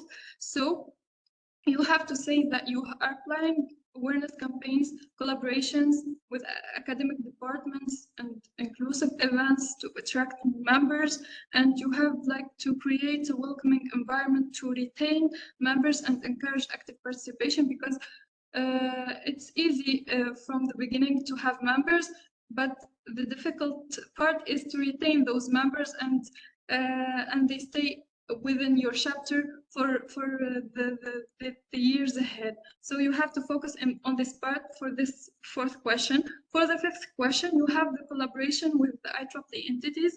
He will ask you about how you will foster collaboration within your section and the society, and in your section, like the section chapter. So you have to say you have to foster a strong relationship within the IEEE section, in your section, and the society, which is the PES society. To access mentorship, you will require resources and collaborative opportunities from the members of and the officers from your section and the section society. And you have the leverage of IEEE Global Network to enhance the chapter reach and impact. That's it for the questions. If you will follow those tips in the questions, I will assure you that you will have your petition approved the next time. So as I said, you have to focus on the information of the team and to focus on the addressing common questions. That's it. Hope I helped you. Yeah, thank you so much. Thank you so much, Hadil. Okay, that's nice. They are saying that there's someone saying that he will resubmit. Yeah, he's saying that he will resubmit the petition. Let's see. So there is someone, Ibubu raised his hand. Okay, we will take this question and we will move to our chapter. Like there's one speaker left. He's the chair of University of Louvain. So please, the person who raised his hand, feel free to ask and we will move directly. Hello. Hi. Hi, audible. Okay. Thank you so much for this program. My name is Ebube. I just have one question. It's concerning the plan. When you were mentioning something about submitting a plan for the section, where do we upload that? I don't know the platform. I don't know the platform. I've not uploaded the plan. We want to know how I can upload one, and the voting as well. Just come again on that part. Thank you. So you are asking if you want to submit a petition, you mean? A petition, a student branch plan. We already have a student branch. So no, I mean, if I'm getting your question, so Hadil was discussing to submit the plan when they apply to open the chapter. If you already have your chapter, you just upload your plans on vTools. But what she was discussing, if I'm getting your question correctly, is that you submitted, this plan is required before you open the chapter. So for us to evaluate why you are applying to open a chapter. But if you have already established chapter, we just require from you to upload all your events on vTools so we can see what you have done so far. Okay, thank you. Thank you. You're welcome. Also, I sent the link to submit your petition, guys, if you needed it for establishing the PES petition. And that's it. And I guess he was talking about the reporting. I don't know. Maybe he was talking about the reporting on how to report your student branch plan for the year. But I think on vTools we can see everything, no? Yeah, true. It's on vTools, but it's Yeah. required for the student branch, not the PES chapters. Yeah. So anyway, I will share one picture with you. Just a second. Okay, this one. So first of all, I would like you to congrats University of, okay. Do you see my screen now? Yes. Okay, so if you can see, okay, here, is it clear? I mean, I'm not sure how. So last year, for 2024, we have Catholic University of Louvain. They got is it clear? Yeah, it's clear. Okay. So they got the top of the high performance chapters. They got the fund around a total 700. And then we have University Al Balqa Applied University in Jordan. Unfortunately, they couldn't be with us today. And the third one, University of Oviedo. Actually, this was my chapter. And then we have Imperial College of London. I mean, these are the top, and then University of Manchester. These are our top 5. So today I invited the chair of the Catholic University Louvain to give us a little bit information about his chapter. Congrats for your achievements. I mean, you can see for them, they have the growth point 21. It's really amazing. Retention points, they got 25 and event points 22. So they have been like really active. They were doing very well. So I'm really happy to see them. And like again, congrats, and feel free. Like, we are happy to have you here. I will stop sharing. I just wanted to like congrats you and to show their efforts. So now please feel free to, I'm not sure how you pronounce your name, Yeah, it's Giacomo. Yeah, Giacomo. you can call me Jack if you So want. much. Thank you so much. So please feel free to present your chapter with us, and Yeah, again, sure. congrats. So let me try to share some slides. I will be quick, I promise. You should be able to see my screen, I guess, right? Yes. Okay. Yeah, thanks for the invitation. As mentioned before, yeah, I'm the chair of the IEEE Student Branch Leuven PES chapter. I'm a PhD candidate at KU Leuven. Yeah, and I'm happy to present what we achieved in the last few years. Of course, starting from the team, I'm the chair, main organizer of the events, but as you see, we have quite some people active there, mainly colleagues from the Electa Research Group in Leuven. And yeah, this is one of the points that I will mention later as well, that it's nice to have a strong group to organize events and also to delegate sometimes. So yeah, just to go quickly on the vision that we have as a chapter, it's mainly what yeah, IEEE is putting forward, but especially what we are trying to do is to invite speakers from academia to share their knowledge mainly with master students and PhD candidates, because yeah, we are trying to fill a bit of the holes that the university cannot teach the students. And also we're supporting women in engineering, extremely important for us. And I'm also happy to share that I'm one of the co-founders of the Women in Engineering Leuven. Yeah, I was asked to share a bit about events. So I just created some slides with some figures. We have industry workshop for the students. As you see here, you have some logos. Some technical workshops. We invited some PhD candidates to share their experience with their research mainly. And also some guest lectures. I would mention that one of the nice programs from IEEE PES, it's also this distinguished lecturer program. We were lucky to have Federico Milano from the University of Dublin to come and give 2 lectures actually. And also we take the chance every time we have a senior researchers or a professor coming over in Leuven to organize a lecture. And we try to make sure that there's always food because, yeah, you know, it brings more people. Yeah. Then, yeah, we try to have some symposia twice per year, more or less, one in the first semester, one in the second semester, just to let students know that we exist. So we try to organize it in the first week of the semester.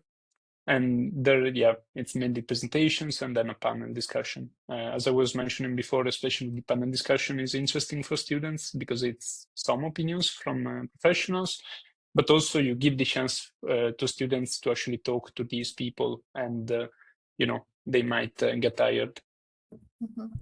And as you can see also here, there was something that we organized with they look a bit old, but there were two professors discussing about the future of energy, and we had 120 people attending that event physically, so we were pretty happy about that. We also tried to have some company visits. As you can see here, we brought the students a bit around Belgium mainly, and also some social events, both volunteering events and then also some kind of team building activities. Here we went to bowling. Together with technical events, we also try, this is a bit my battle, to have a non-technical events that, as you can see, it's some runs that we had, but also wealth building and mental well-being. I believe they are extremely important, and it's also nice to discuss things that are not necessarily only engineering related. And normally people, they attend, they're pretty interested with these events. And as I mentioned before, if you wanted to give a follow to Women Engineering Leuven, that's a quite active, I would say, and also interesting group of mainly women who are trying to, raise awareness about women engineering in general. So I was also asked to have to list some strategies to make your chapter grow, and if I remember well, then some advice for students. So what I would say, you see it here, I would say to build a strong community. That was my first point. Also to try to organize social events, go for a walk, discuss about life. That also helps. You want to create bonds with people, not only events. Feel free to reach out to others. That's how I learned, but also, here the people organizing, they're pretty happy to help you out. So it's better to send an email than not to ask for help. And also, as it was mentioned before, some funding opportunities. You need funding to organize events and to get food. I would recommend checking IEEE, but also, for example, in our university, K11, in the doctoral school, they are actually pretty happy if you organize events and they give you funding.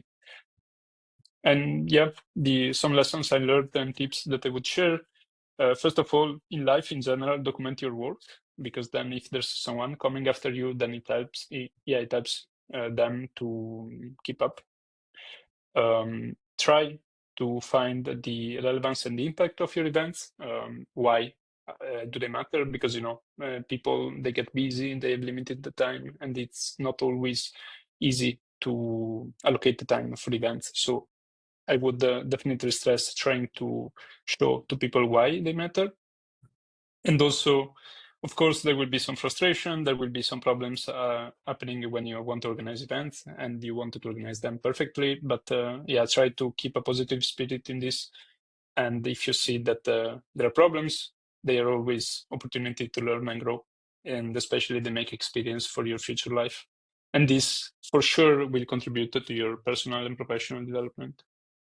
So this was my chapter in a nutshell. If you want to follow us on LinkedIn, on YouTube, or on the website, here are the QR codes. And also, if you want to connect further with me or discuss our chapter further, I'm really happy to have a call or have an email exchange.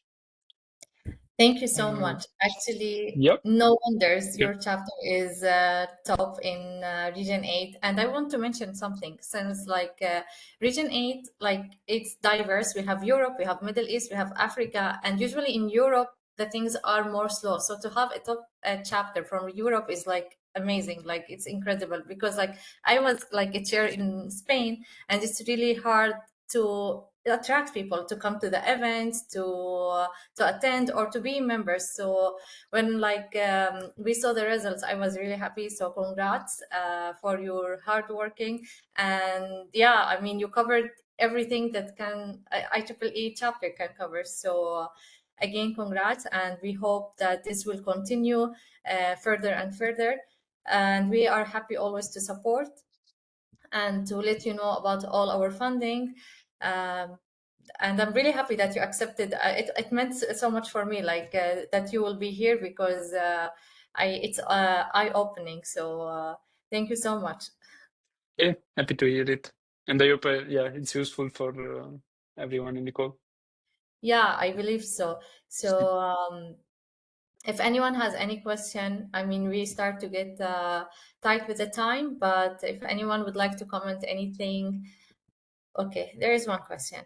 How do you convince people for participating in the events? Because it's the major issue I face while conducting. Yeah, as well for me. I had one event that no one, even my board team, came. It was Women in Power event, so they felt like, no, we don't want to join. So yeah, please. Yeah, it's always a problem. I mean, also here we struggle a bit with this. I would say that starting to advertise the event in time normally helps. So, like 1 month before event and sending reminders also helps. Also to, let your colleague know that you're organizing events. And I would say maybe also try to focus on good things brought by the event and not only on the number of people, because if you only wanted to maximize the number of people, you might get frustrated. But if there are 5 people attending, but out of those 5 people, then 2 find the event relevant and they will find a job because of that event, then I think it's also nice. Yeah. So we try to focus on the quality. I know it sucks to see 2 people attending the event, but yeah, sometimes it happens, and yeah. Yeah, thank you so much. Sometimes we ask people to fill a form, or I heard, like, I don't like this way, but sometimes some people ask a small, let's say, they ask them to pay, let's say, €1 or something like this. So people who registered will come for sure. Because for me, like with the Google form, I had like, let's say 10 or 20 registrations, and then no one show up, and I brought food and stuff like that. So stuff like this. So some people told me, maybe you ask them to pay. I was like, no, I don't want anything from that. But yeah, like there are some tips sometimes some people follow. But as you mentioned, like 5 people sometimes are more than enough if they are like really active and enjoying the event. Do we have other questions?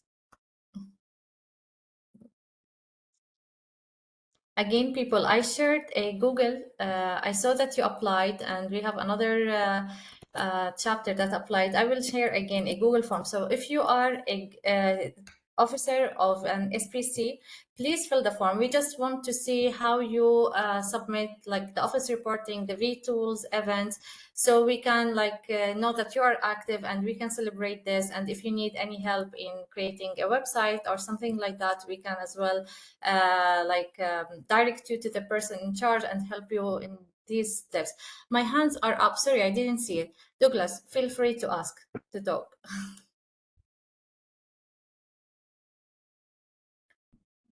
All right, thank you. Confirm you can hear me. Yeah, we can. All right, Douglas from Nigeria. Okay, Nice to meet you. I just want to thank you all for bringing this section like this. Sometimes it's good for us to reiterate what we know and also to guide us for the future benefit to it. What I just have to say is about the question that was asked. How do you convince people to participate in the event? Because it is the major issue you're facing while conducting an event. Okay, several scenarios, having considered and also participated in several IEEE events, planned, executed, so many of them within and outside Nigeria here. So I observe the best way to tackle this issue is just for you to understand what the event is all about. So understanding your event, it gives you that edge. You don't need to convince when you understand that event. Rather, you tell them the impact of that event. They will have the decision on their end to be convinced. It is not your duty to convince. Rather, it is your duty to tell them the impact of the event to them. And when they know this impact, definitely they will be the one transferring those impacts to their colleagues and other people. Before you know it, the program will be filled up with people that are seriously, because they know the target of the event, they are seriously inclined to that event. They will pay attention to that event. Then at the long run, you see that you're getting more results without stressing yourself. So I think that should be a plan to go rather than stressing yourself to convince them. Thank you. Yeah. Yeah, actually, this is a really useful tip. Yeah, thank you so much. And yeah, actually, like the main thing that people ask is like what I'm getting from attending. Like it's like wasting 1 hour. Let's say if a seminar or workshop is 1 hour or 2 hours, like why I should come. Especially like in Europe, everyone like is PhD student. Like the PS members in my university were PhD students, so they are like tight with time. They don't want to. So when you tell them the impact, yeah, this is like really good tip. So thank you so much for sharing it with us. Any other questions?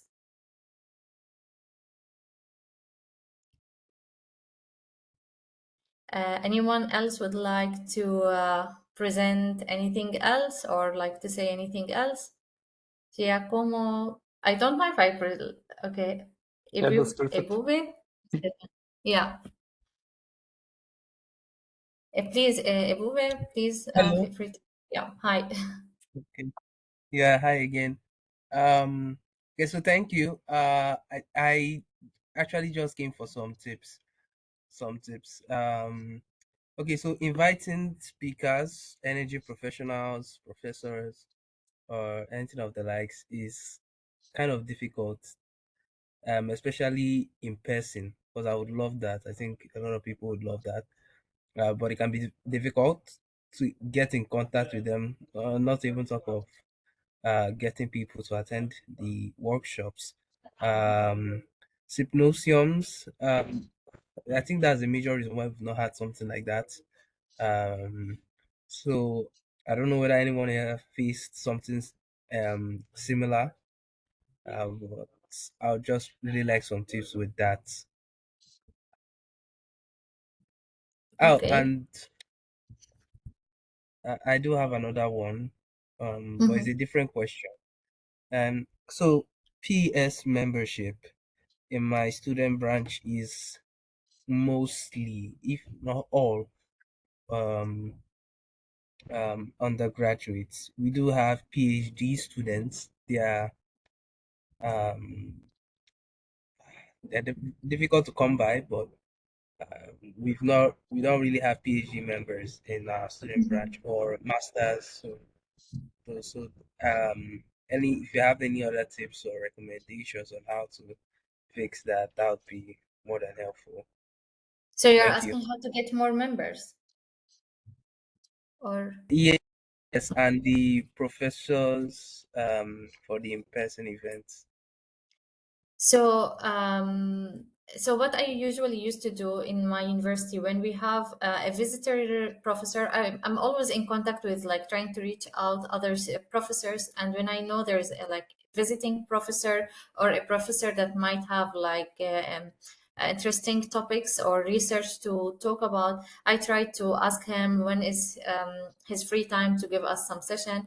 Every visiting professor, but I don't know how is like the thing in your country, but like in my university we usually have lots of visiting professors, so they are actually happy to give us information about their university, their research. So we make the event with the chapter.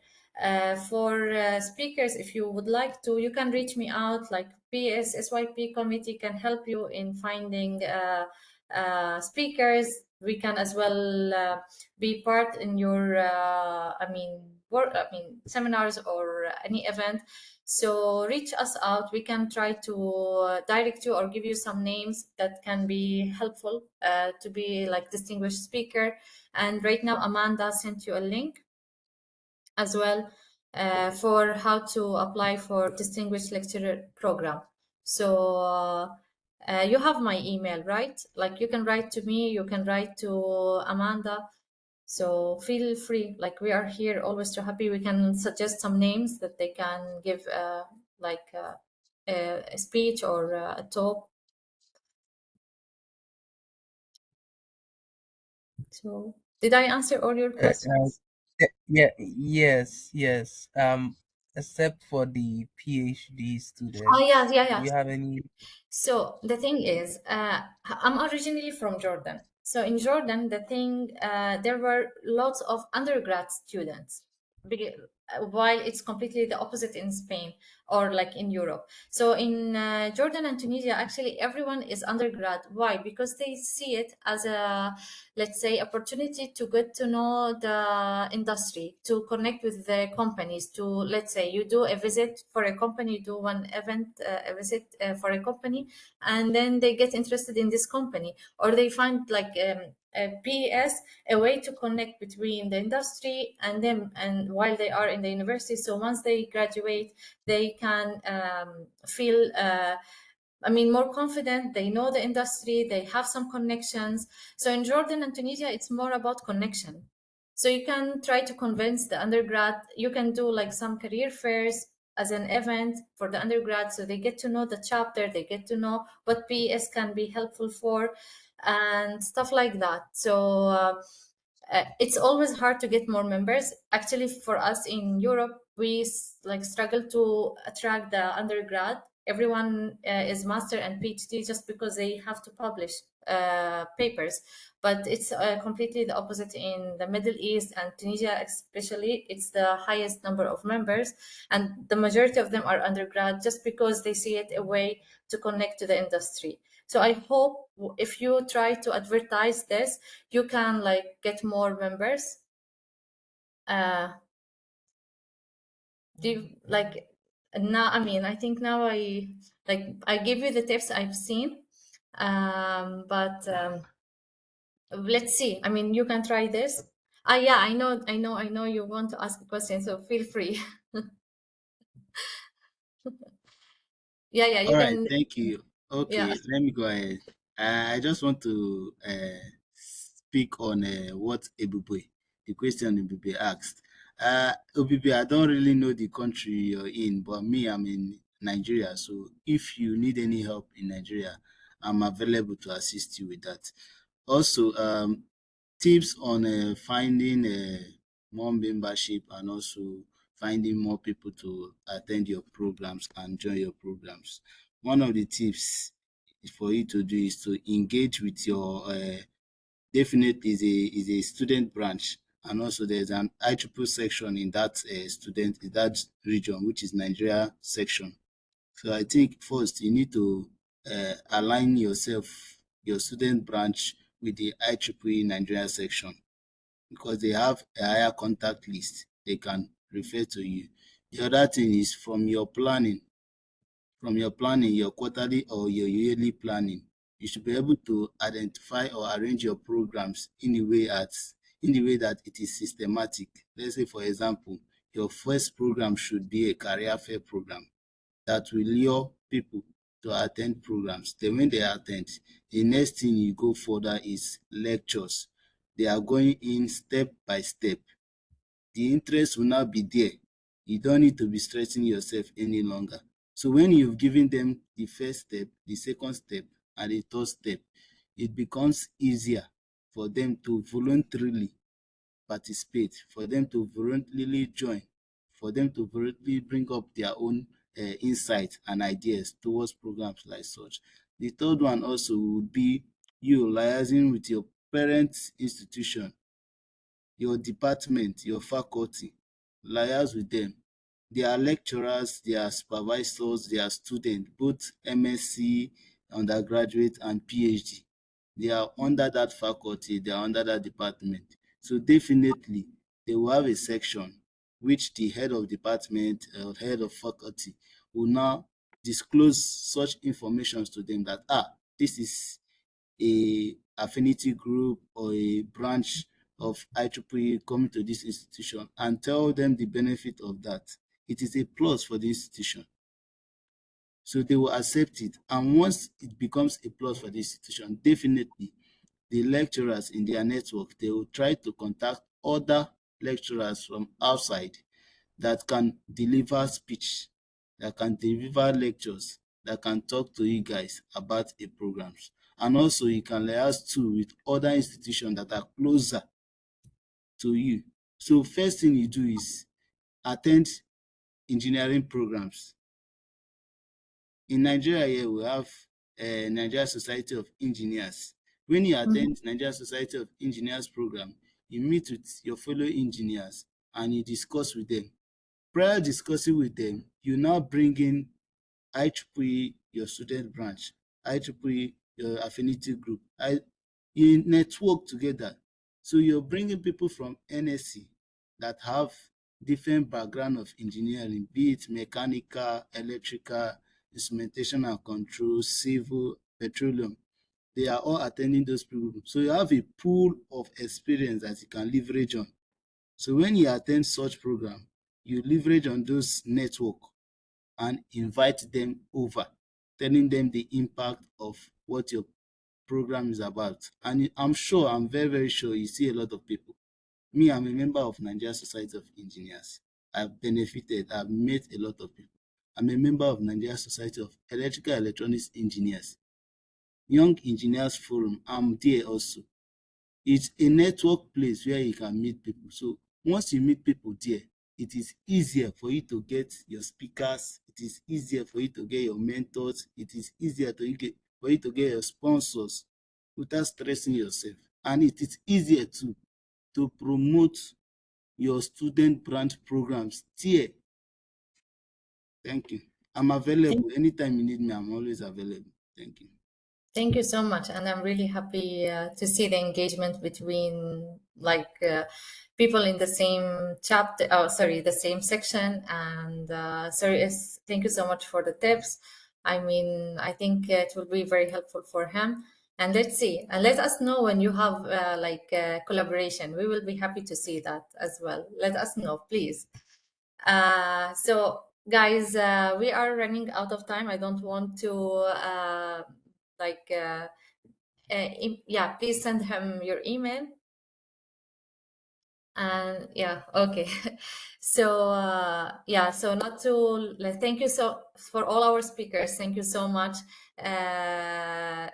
Giacomo, I think I'm pronouncing your name incorrectly. Thank you as well again for your presentation. And we thank everyone who got engaged, who asked questions. We are really glad that you were with us today. We will have other sessions. So we will keep you informed. Maybe the next sessions will be as well, some part of it, maybe women in power, and we will tell you about more fundings for event. Let's say you have an event that you want to fund. We will tell you about the sessions that are open, when you can apply for the fund and so on, and maybe as well how to promote your event. We will keep you updated when the third session will be. Thank you so much for attending. Thank you everyone for being part of today's session. I'm really glad. Yeah, thanks everyone. And we are done with today's session. Thanks, Adriana. Have a nice day. Bye-bye.